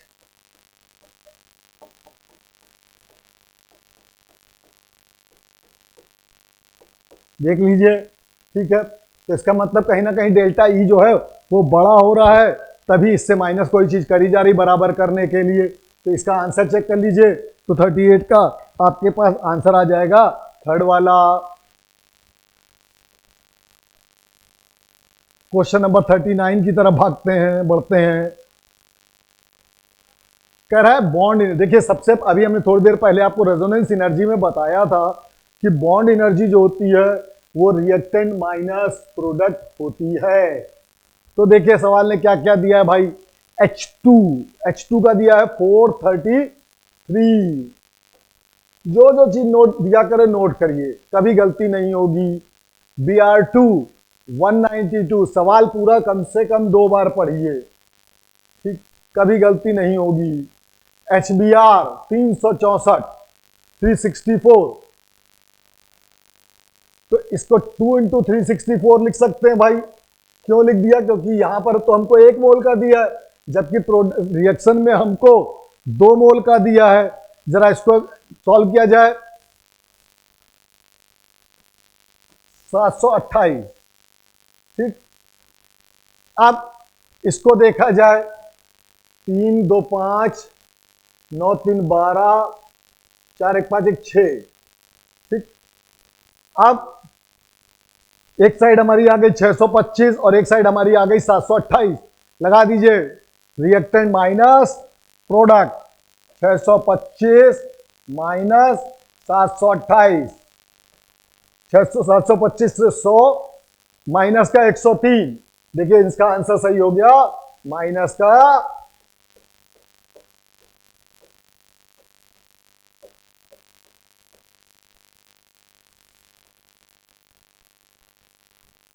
इसका आंसर हमारा सही हो गया 39 का सेकंड वाला, ठीक है।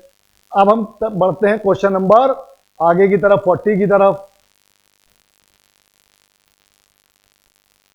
कह रहा विच of the following reaction defined heat of formation.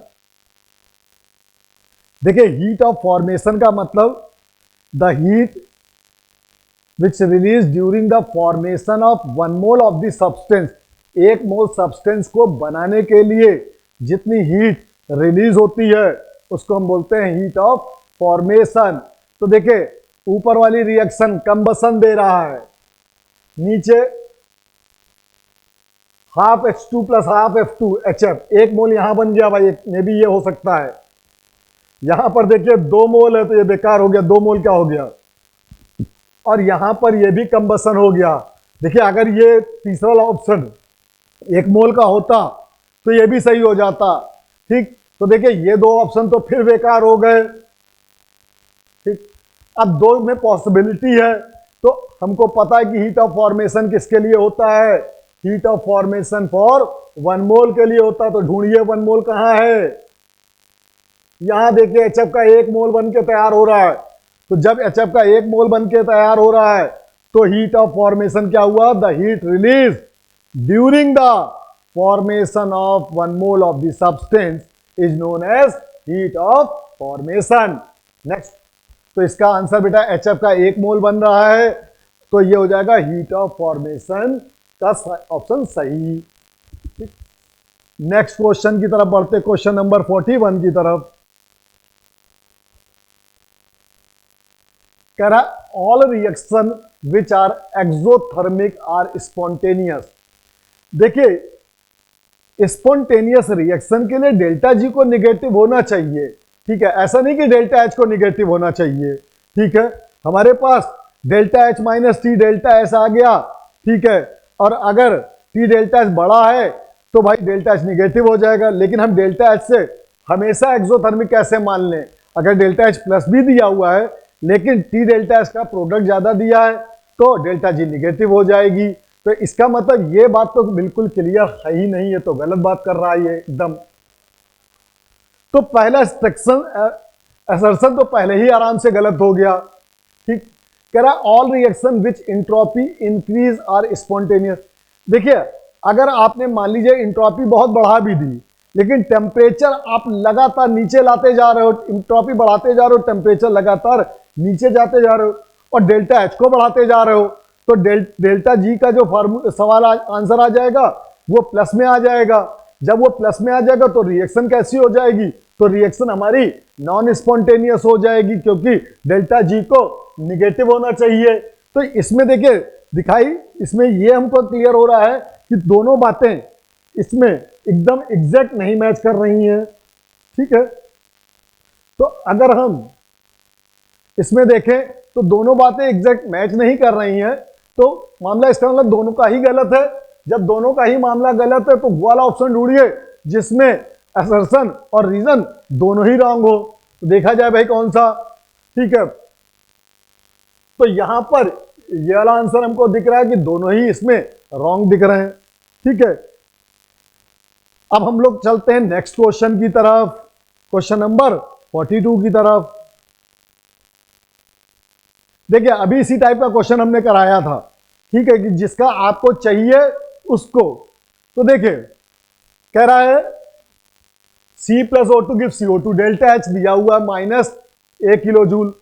दूसरा दिया 2CO plus O2 give 2CO2, delta H दिया हुआ है फिर -B।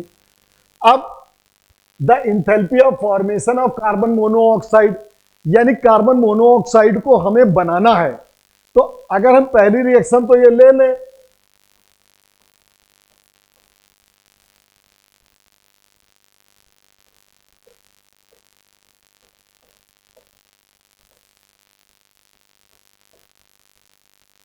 ठीक है बेटा, और दूसरी रिएक्शन को पलट दे,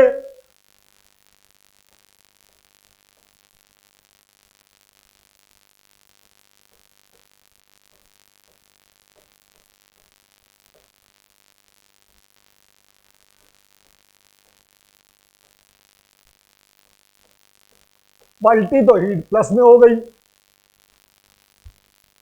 ठीक। और हमको बनाना कार्बन मोनोऑक्साइड, ठीक है, 1 मोल। तो अब हम एक काम करें, ठीक है, पहले ये देखिए कि कार्बन मोनोऑक्साइड हमारी बन कैसे सकती है। अगर हम इस रिएक्शन को 2 से मल्टीप्लाई कर दें, ठीक, तो देखिए भाई क्या ये कैंसिल हो जाएगा, ठीक है। 2C, ठीक है, प्लस O2 रिएक्शन बन के देखिए जो आ जाए उसको नोट कर लिया जाए, क्या हमारा रिएक्शन बन रही है आराम से। तो पहला काम तो हमारा हो गया कि हमारा भाई carbon monoxide 2C plus 2O2 sorry gives O2, ठीक है। चाहे तो आप एक O2 और कैंसिल मार सकते थे, तो हमारा बन जाता 2C plus O2 gives 2CO, ठीक बेटा। हमारी रिएक्शन तो बनके तैयार हो गई, 2C plus O2 gives 2C plus O2 gives 2CO, और हमको यही रिएक्शन चाहिए। अब देखिए जो जो आपने किया हो वो कर लीजिए। तो देखिए हमने ऊपर वाली रिएक्शन में 2 से मल्टीप्लाई किया है, तो इसका मतलब इसकी हीट हो जाएगी -2A, दोनों ऐड कर रहे हैं। और नीचे वाली में क्या है कि हमारी प्लस है, ये हो गया। ये कितने मोल्स के लिए आ रही है, ये 2 मोल्स के लिए आ रही है, क्योंकि देखिए रिएक्शन हमारी 2 मोल की बनी और हमें चाहिए कितने मोल की, हमें चाहिए 1 मोल की। तो फॉर 2 मोल, या इसी को बेटा ऐसे लिख दो, ठीक, 2 मोल की चाहिए हमको B-2A फॉर 2 मोल।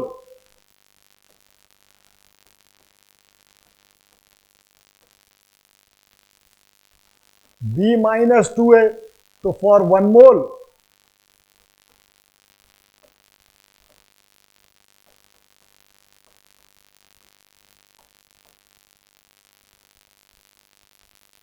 अब ढूंढ लीजिए B-2A वाला कोई ऑप्शन हो तो BA-2A/2 वाला कोई ऑप्शन हो तो वो हमारा करेक्ट आंसर हो जाएगा। तो 42 का हमारा करेक्ट आंसर हो जाएगा 1। तो बेटा देखिए बार बार मैं वही कह रहा हूं कि जिस रिएक्शन को आपको बनाना है बस खाली दिमाग उसी पे लगाइए कि कैसे हम उस रिएक्शन को ढूंढ लाएं।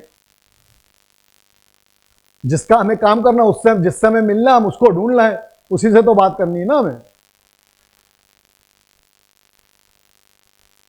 देखिए ये तो बहुत ही आसान है, ठीक है। मैच दी फॉलोइंग कह रहा है इंट्रोपी चेंज फॉर वेपराइजेशन। तो हमेशा एक चीज याद रखो कि delta H is equal to delta H over T, ठीक। टी भी बॉइलिंग पॉइंट भी हो सकता है, फ्रीजिंग पॉइंट भी हो सकता है, मेल्टिंग पॉइंट भी हो सकता है। तो सबसे पहले इंट्रोपी चेंज ऑफ वेपराइजेशन होता है delta H vaporisation upon boiling point, ठीक है। तो यहां पर फ्यूजन होता है तो टीएफ हो जाता, ठीक है। तो यहां पर जब भी वेपराइजेशन की हम बात करेंगे तो delta S is equal to delta H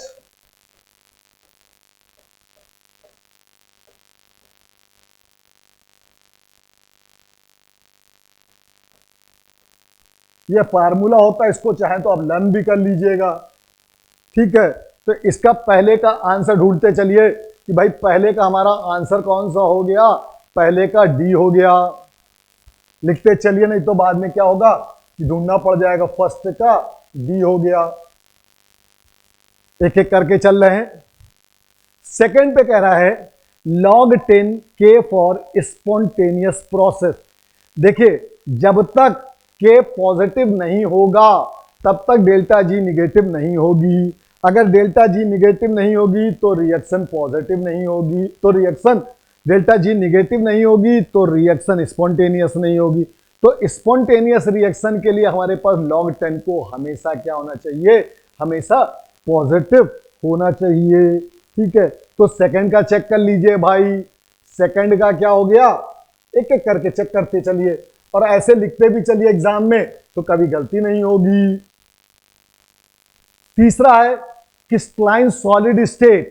ठीक, ढूंढा जाए क्या हो सकता है, क्रिस्टलाइन सॉलिड स्टेट। ठीक है, कह रहा है decreases is always positive lowest entropy. देखिए, इंट्रोपी क्या होती है, इंट्रोपी हमको रिप्रेजेंट करती है रेंडमनेस को, और जितना सॉलिड बनता चला जाएगा, हमेशा याद रखिए कि सबसे ज्यादा इंट्रोपी गैस की, फिर लिक्विड की और फिर सॉलिड की होती है। तो सबसे ज्यादा इंट्रोपी होती गैस की, फिर लिक्विड की, फिर सॉलिड की। जितना सॉलिड चीज बनती जाएगी, जितनी सॉलिड बनती जाएगी, जितनी सॉलिड बनती जाएगी, इंट्रोपी नीचे की तरफ आएगी। ठीक है, जितना ज्यादा रेंडमनेस डिस्टरबेंस होगा उतना इंट्रोपी ऊपर की तरफ जाएगी। अगर आप चुपचाप किसी तालाब के किनारे बैठे हैं, चुपचाप पानी शांत है, आपने उठाया एक ईंटा फेंक दिया, एक कंकड़ फेंक दिया, देखिए अपने आप लहरें उठना शुरू हो जाती हैं। तो वहां पर क्या हो जाता है कि आपने क्या किया कि पानी की इंट्रोपी बढ़ा दी। तो जहां पर भी रेंडमनेस होगी वहां पर इंट्रोपी ज्यादा होगी। ठीक बेटा, तो क्रिस्टलाइन सॉलिड स्टेट की हमेशा इंट्रोपी जो होती है वो क्या हो जाती है, कम हो जाती है। ठीक है, सॉरी, क्रिस्टलाइन सॉलिड स्टेट की इंट्रोपी हमेशा कम हो जाती है। तो बेटा देखा जाए कहीं पर कुछ इसका ऑप्शन तीसरे का ढूंढा जाए, तीसरे का लोएस्ट इंट्रोपी ढूंढो या कम वाली ढूंढो, तो तीसरे का हमारा बन गया लोएस्ट इंट्रोपी। ठीक, अब कह रहा है चौथे वाले ऑप्शंस पे, अगर हम चौथे वाले ऑप्शंस की बात करें तो चौथे वाले ऑप्शंस में हमसे बात कर रहा है delta you in adiabatic expansion of ideal gas. ठीक, देखिए अगर एडियाबैटिक दिया हुआ है तो चेंज इन एंथैल्पी तो हमारी जीरो हो जाती है। और फर्स्ट लॉ ऑफ थर्मोडायनेमिक्स जैसे ही आप इसमें लगाओगे, जैसे ही आप इसमें फर्स्ट लॉ ऑफ थर्मोडायनेमिक्स लगाओगे वर्क डन के साथ, ठीक है, तो delta H is equal to delta U plus W आप लगाओगे, वैसे ही आपको ये दिखाई देगा कि delta U is equal to minus W. यानी जितनी भी इंटरनल एनर्जी में चेंज हुआ है, जितनी भी इंटरनल एनर्जी में चेंज हुआ है वो वर्क डन करने में खर्च हो गई। यानी डेल्टा यू की जो वैल्यूज जाएगी, अगर हम देखेंगे तो डेल्टा यू जो हो जाएगा, जितना इंटरनल चेंज हो रहा, इंटरनल एनर्जी चेंज हो रही है उतना वो वर्क डन में यूज हो जा रही। तो इसका मतलब इंटरनल एनर्जी जो है वो लगातार कम होती चली जा रही, क्योंकि जितना भाई इंटरनल एनर्जी हमने, मान लीजिए हमारी बॉडी के अंदर इंटरनल एनर्जी आई, हमने काम कर डाला, खाना खाया, फिर काम किया, 2-3 घंटे 4 घंटे काम किया, हमें फिर भूख लगाई, तो हमारी लगातार इंटरनल एनर्जी क्या होती जाती है, काम करने से बॉडी की इंटरनल एनर्जी कम होती चली जाती। तो यहाँ पर ये देखें तो इसका ये आ जाएगा क्या, डिक्रीजेस। यानी फर्स्ट हमारे पास फोर्थ का क्या आ जाएगा बेटा, फोर्थ का फर्स्ट आ जाएगा। अब हम ऑप्शन ढूंढ लें, डी बी सी ए, डी बी सी ए। देखिए इसका आंसर हमारा कितना हो गया, 43 का पहला वाला आंसर हमारा हो गया। ठीक बच्चों, कहीं कोई दिक्कत इस तरीके की क्वेश्चंस पे बड़ा ध्यान देके करिए, कभी गलती नहीं होती है। नेक्स्ट क्वेश्चन की तरफ बढ़ते, question number 44। The empirical formula and molecular mass of compound are CH2O and 180 gram. ठीक बेटा, कह रहा है the molecular form of compound. देखिए एक चीज समझ लीजिए कि molecular weight is equal to n into weight of empirical formula, ठीक। और molecular formula is equal to n into empirical formula.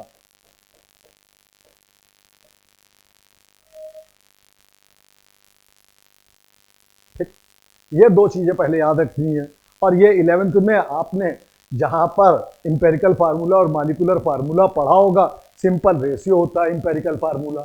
तो सबसे पहले हम एक चीज देखें कि हमको सवाल ने क्या क्या दिया। मॉलिक्यूलर वेट दे दिया 180, हम इंपेरिकल का वेट निकाल लें n, कार्बन का वेट CH2O का बेटा कार्बन का 12,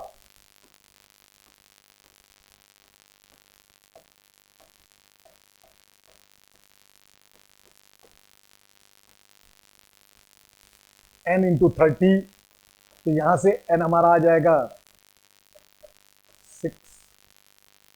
ठीक, हमें चाहिए मॉलिक्यूलर फार्मूला, तो मॉलिक्यूलर फार्मूला हमारा कितना हो जाएगा 6 इंटू इंपेरिकल फार्मूला, मतलब C6H12O6, it is the glucose. ठीक है, C6H12O6 का कोई आंसर हो उसको चेक कर लीजिए, आंसर हमारा ये वाला हो जाएगा। ठीक है, तो ये दो फार्मूले याद रखिएगा, बहुत ही आसान सा न्यूमेरिकल होता है ये। ठीक है, और एनसीईआरटी में आपको मोल कॉन्सेप्ट वाले चैप्टर में, पहले ही चैप्टर में आपको ये सब दिया हुआ भी है। नेक्स्ट क्वेश्चन की तरफ बढ़ते, क्वेश्चन नंबर 45 की तरफ।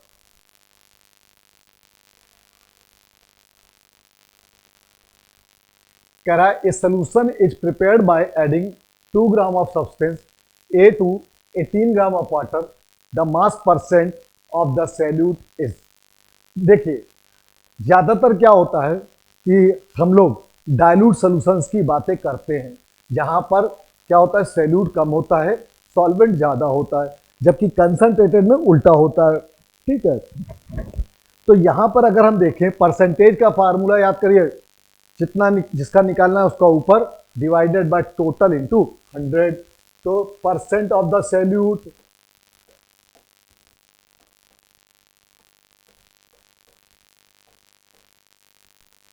Is equal to 2 divided by 2 plus 18 into 100। ठीक, यानी हो गया 2/20 इंटू 100।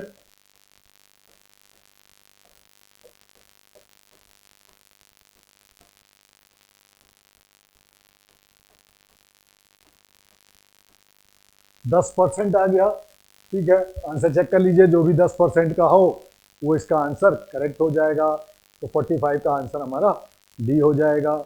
ठीक है, तो यहाँ पर जब भी इस टाइप का हो तो इसमें हम लोग क्या करते हैं, इसमें हम लोग जिसका निकालने हैं उसको ऊपर और जिस डिवाइडेड बाय टोटल इंटू 100 करते हैं। ठीक है, इसके बाद क्वेश्चन नंबर बेटा हम लोग चलते हैं क्वेश्चन नंबर 46 की तरफ। ठीक है, क्वेश्चन नंबर 46 पे पहुंचते हैं। बाल्मर सीरीज, देखिए बाल्मर सीरीज की बात करते हैं। बाल्मर सीरीज स्टार्ट कहां से होती है? बाल्मर सीरीज स्टार्ट होती है हमारी n इज इक्वल टू 2 से। ठीक है, लाइमन कहां से स्टार्ट होती है? 1 से। पास्चन कहां से स्टार्ट होती है? 3 से। लाइमन हो गई, बाल्मर हो गई, पास्चन हो गई। ब्रैकेट कहां से होती? 4 से।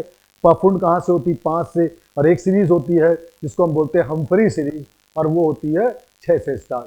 तो देखिए, जब भी बाल्मर सीरीज की बात करी जाती है तो बाल्मर सीरीज हमारी किस में होती है? विजिबल रीजन में। लाइमन अल्ट्रावायलेट में होती है, और बाकी सारी किस में होती है? इंफ्रारेड में। ठीक है, तो इसका आंसर हमारा कौन सा सही हो जाएगा बेटा? Visible region. इसको लर्न कर लीजिएगा भाई। नेक्स्ट क्वेश्चन की तरफ बढ़ते हैं, क्वेश्चन नंबर 47 की तरफ। The maximum number of electron in the subcell with L is equal to 2, N is equal to 4। देखिए, हमको यहां पर यह देखना होता है कि ये किस में है। अगर इलेक्ट्रॉन वैल्यू ऑफ L, अगर इलेक्ट्रॉन S में जाता है तो value of L 0 for S, for P और फॉर D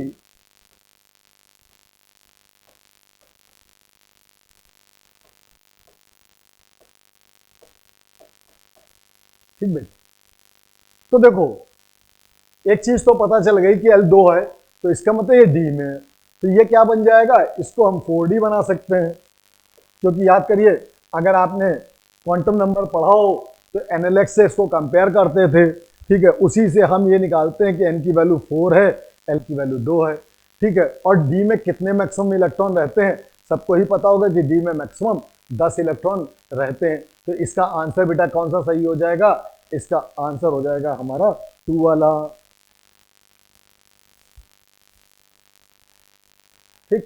तो इसका आंसर कौन सा सही हो गया, 2। नेक्स्ट क्वेश्चन की तरफ बढ़ते, क्वेश्चन नंबर 48 की तरफ। बेटा ये कैल्कोजन ना होके ये क्या है, ये हाइलोजन लिखा हुआ है।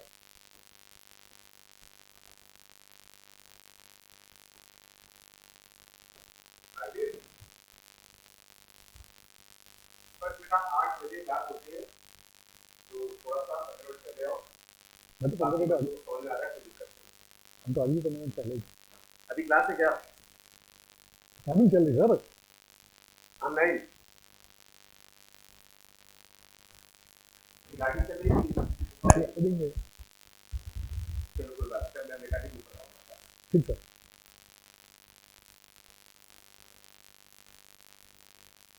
ऐसा लग रहा है, ठीक है? भैया तो बेटा यहां पर देखिए कि ये कैल्कोजन ना लिख के, कैल्कोजन यहां ना लिख के यहां पर हाइलोजन कर लीजिएगा, ये थोड़ा सा मिसप्रिंट हो गया था, ठीक है। Halogen family and the electronic configuration would be 7s2 7p5। देखिए अगर ये कैल्कोजन होता ना तो यहां पर 7s2 7p4 होता। याद करिए ऑक्सीजन का electronic configuration 1s2 2s2 2p4, तो ये कभी भी यहां पर क्या हो जाता, तो फिर यहां पर कैल्कोजन वाली बात हम करते, ठीक। जब यहां पर 7s2 7p5 दिया हुआ है तो इसका मतलब ये क्या है, ये हाइलोजन है। हाइलोजन का कॉन्फ़िगरेशन ns2np5। और ध्यान दीजिएगा नीचे वाले में ये 8s2 लिखा हुआ है। 8s2 का मतलब ये क्या हुआ, ये अल्कलाइन अर्थ मेटल है। ढूंढा जाए भाई कहां पर हाइलोजन, हाइलोजन कुछ दिया हुआ है, ढूंढा जाए, ठीक है। कोई एक सेकेंड क्वेश्चन ऊपर भाग रहा है, रुक जा, ठीक है। तो क्वेश्चन नंबर 48 पे अगर हम बात करें, both statement A and statement B are correct. तो देखिए ये it is the alkaline earth metal.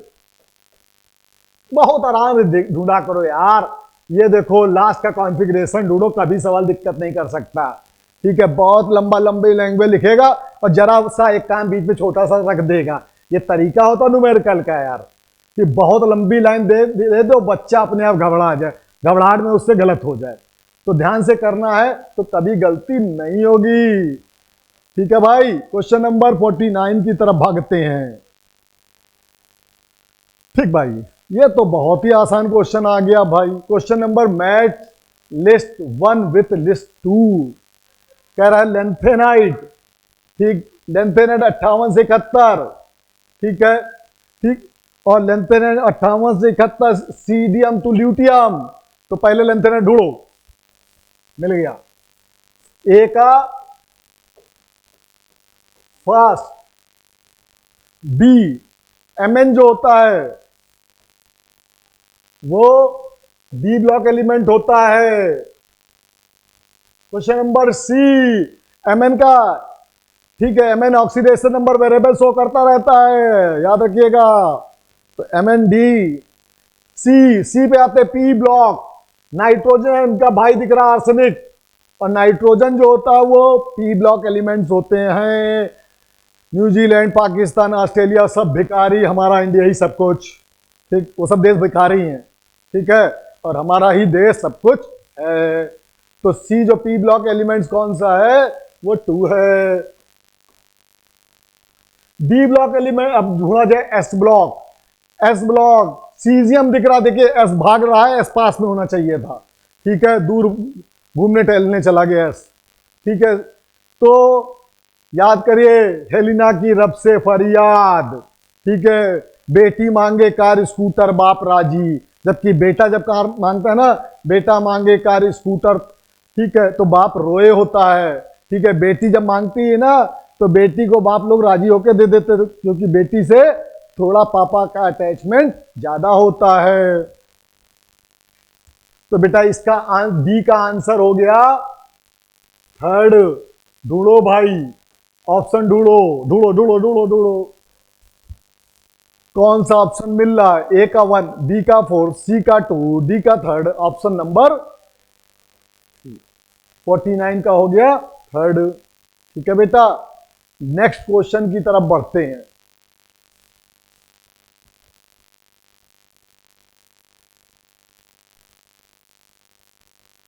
कह रहा करेक्ट स्टेटमेंट, ठीक भाई, अमंग द फॉलोइंग आर, कह रहा है एक से ज्यादा कई सारे सही दिख रहे हैं, ऑप्शन ही बता रहा है कि 2-3 सही हैं, लग रहा है, या 2 सही हैं या 3 सही हैं। Helium has the highest first IP in the periodic table. ठीक, देखिए हीलियम का तो फर्स्ट आयनाइजेशन एंथैल्पी ज्यादा होनी है, क्यों? क्योंकि एक तो हमारी ऑक्टेट पूरी, हमारा साइज छोटा, ठीक, तो हम कैसे अपने अंदर से इलेक्ट्रॉन निकाल दे भैया? कोई आदमी ऐसा दान नहीं करता कि अपना कैरियर बर्बाद कर ले, ठीक, कि भाई हम किसी भिखारी को कल आज सारा लिख दें, कल हम खुद ही भैया हमें दे दो, हम खुद उससे भीख मांगने लगे। तो कभी भी हीलियम अपने अंदर से इलेक्ट्रॉन निकालता नहीं है, क्योंकि भैया हम अपनी स्टेबिलिटी ना गिराने वाले, ठीक, लाख तुम हमारे रिश्तेदार हो, सब कुछ हो, हम ना देने वाले इलेक्ट्रॉन। अरे भैया तुम्हें दे दे हम मर जाएं, ऐसा कहीं होता है भाई? सोचो यार। तो कभी भी हीलियम अपने अंदर से इलेक्ट्रॉन नहीं निकालता है। तो जब निकालते नहीं, तुम चाहे जितनी ताकत लगाओ, हम निकाल ही नहीं रहे, ठीक है। अरे भैया दे दो, दद्दू दे दो ना, भैया कहां दे दें? अपना कैरियर थोड़ा कोई खेलता है यार जीवन में, ठीक। तो फर्स्ट आयनाइजेशन पोटेंशियल हमेशा इसका बहुत ज्यादा होता है, ठीक है, बहुत ही ज्यादा, बहुत नहीं बहुत ही ज्यादा, ठीक है। दूसरा कह रहा है कि chlorine has less negative electron gain enthalpy than fluorine. देखिए ये पीरियोडिक टेबल में आपको याद कर लेना कि क्लोरीन की ज्यादा होती है, फ्लोरीन की कम होती है। ऐसे ही बेटा सल्फर की ज्यादा होती है, ऑक्सीजन की कम होती है। ये एकदम ये रटी मारो, सबसे बढ़िया। बार बार ये क्वेश्चन टकराता रहेगा, बार बार, इससे अच्छा रटे लो। फ्लोरीन का साइज छोटा होता है, 7 लोग पहले से घर में हैं, 8वां कहां से ले आवे यार? तो फ्लोरीन का साइज छोटे होने की वजह से ये नीचे की तरफ आ जाती है। यही चीज ऑक्सीजन सल्फर में भी हो जाती है, ऑक्सीजन का घर भी छोटा है। अरे 7 लोग किसी तरीके से जिंदगी गुजार रहे हैं, उसमें भी चले आ रहे हो, तो फ्लोरीन के अंदर के इलेक्ट्रॉन कहते हैं भैया क्षमा कर दो, मालिक क्षमा कर दो, जाओ मैं यहां से। तो इस वजह से क्लोरीन कहता है चलो यार हमारे घर में 3 कमरे हैं, तो हम एक आदमी को कहीं ना कहीं इधर उधर दाएं बाएं एडजस्ट कर लेंगे। तो क्लोरीन का काम थोड़ी सी ज्यादा हो जाती, फ्लोरीन की थोड़ी कम हो जाती। मरकरी एंड ब्रोमीन, तो बेटा ये तो गलत मिल गया, ये सही मिला अभी। मरकरी एंड ब्रोमीन, देखिए लिक्विड एट रूम टेम्परेचर, देखिए ब्रोमीन वाटर आपने पढ़ा होगा, ठीक है, जिसमें ब्रोमीन वाटर जो होता है Br2 + CCl4 का मिक्सचर होता है, ठीक है, जिसको हम बोलते हैं ब्रोमीन वाटर। और मरकरी, मरकरी जो उसमें क्या होता है आपने देखा होगा, थर्मामीटर देखा होगा, तो मरकरी एक लिक्विड होता है। तो बेटा इस पॉइंट को सीधे सीधे रट लो कि मरकरी और ब्रोमीन एक हमारा लिक्विड होता है। क्वेश्चन नंबर हम लोग डी पे ऑप्शन पे पहुंचते हैं। In any period the atomic radius of alkali metals is the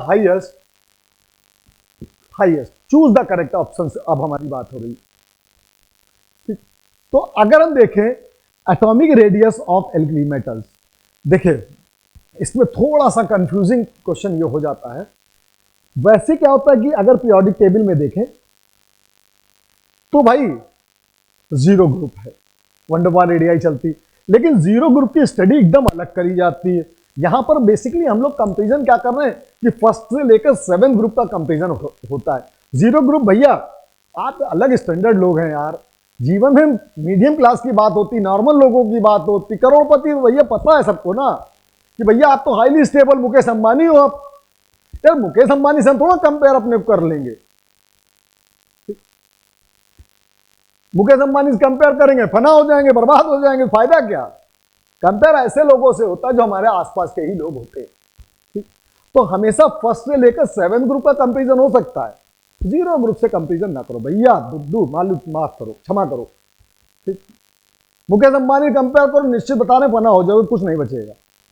ठीक, तो यहां पर एटॉमिक रेडियस एल्कली मेटल्स की ज्यादा हमेशा होती, क्योंकि इलेक्ट्रॉन डोनर होते हैं, हम लोग स्ट्रॉन्ग इलेक्ट्रो पॉजिटिव होते हैं, तभी तो हम लोग इलेक्ट्रॉन फेंकते हैं यार।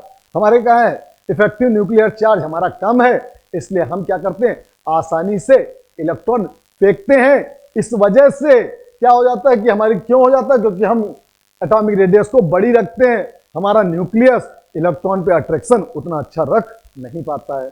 ठीक बेटा, मैं अरविंद पांडे बस आपके लिए इतना ही लाया। ठीक है, खुद कस के मेहनत करें और जितना पढ़ें, जितना ज़्यादा पढ़ें उतना आप अपने कैरियर में सफल हो। मेरी आपके लिए यही दुआ है। Thank you.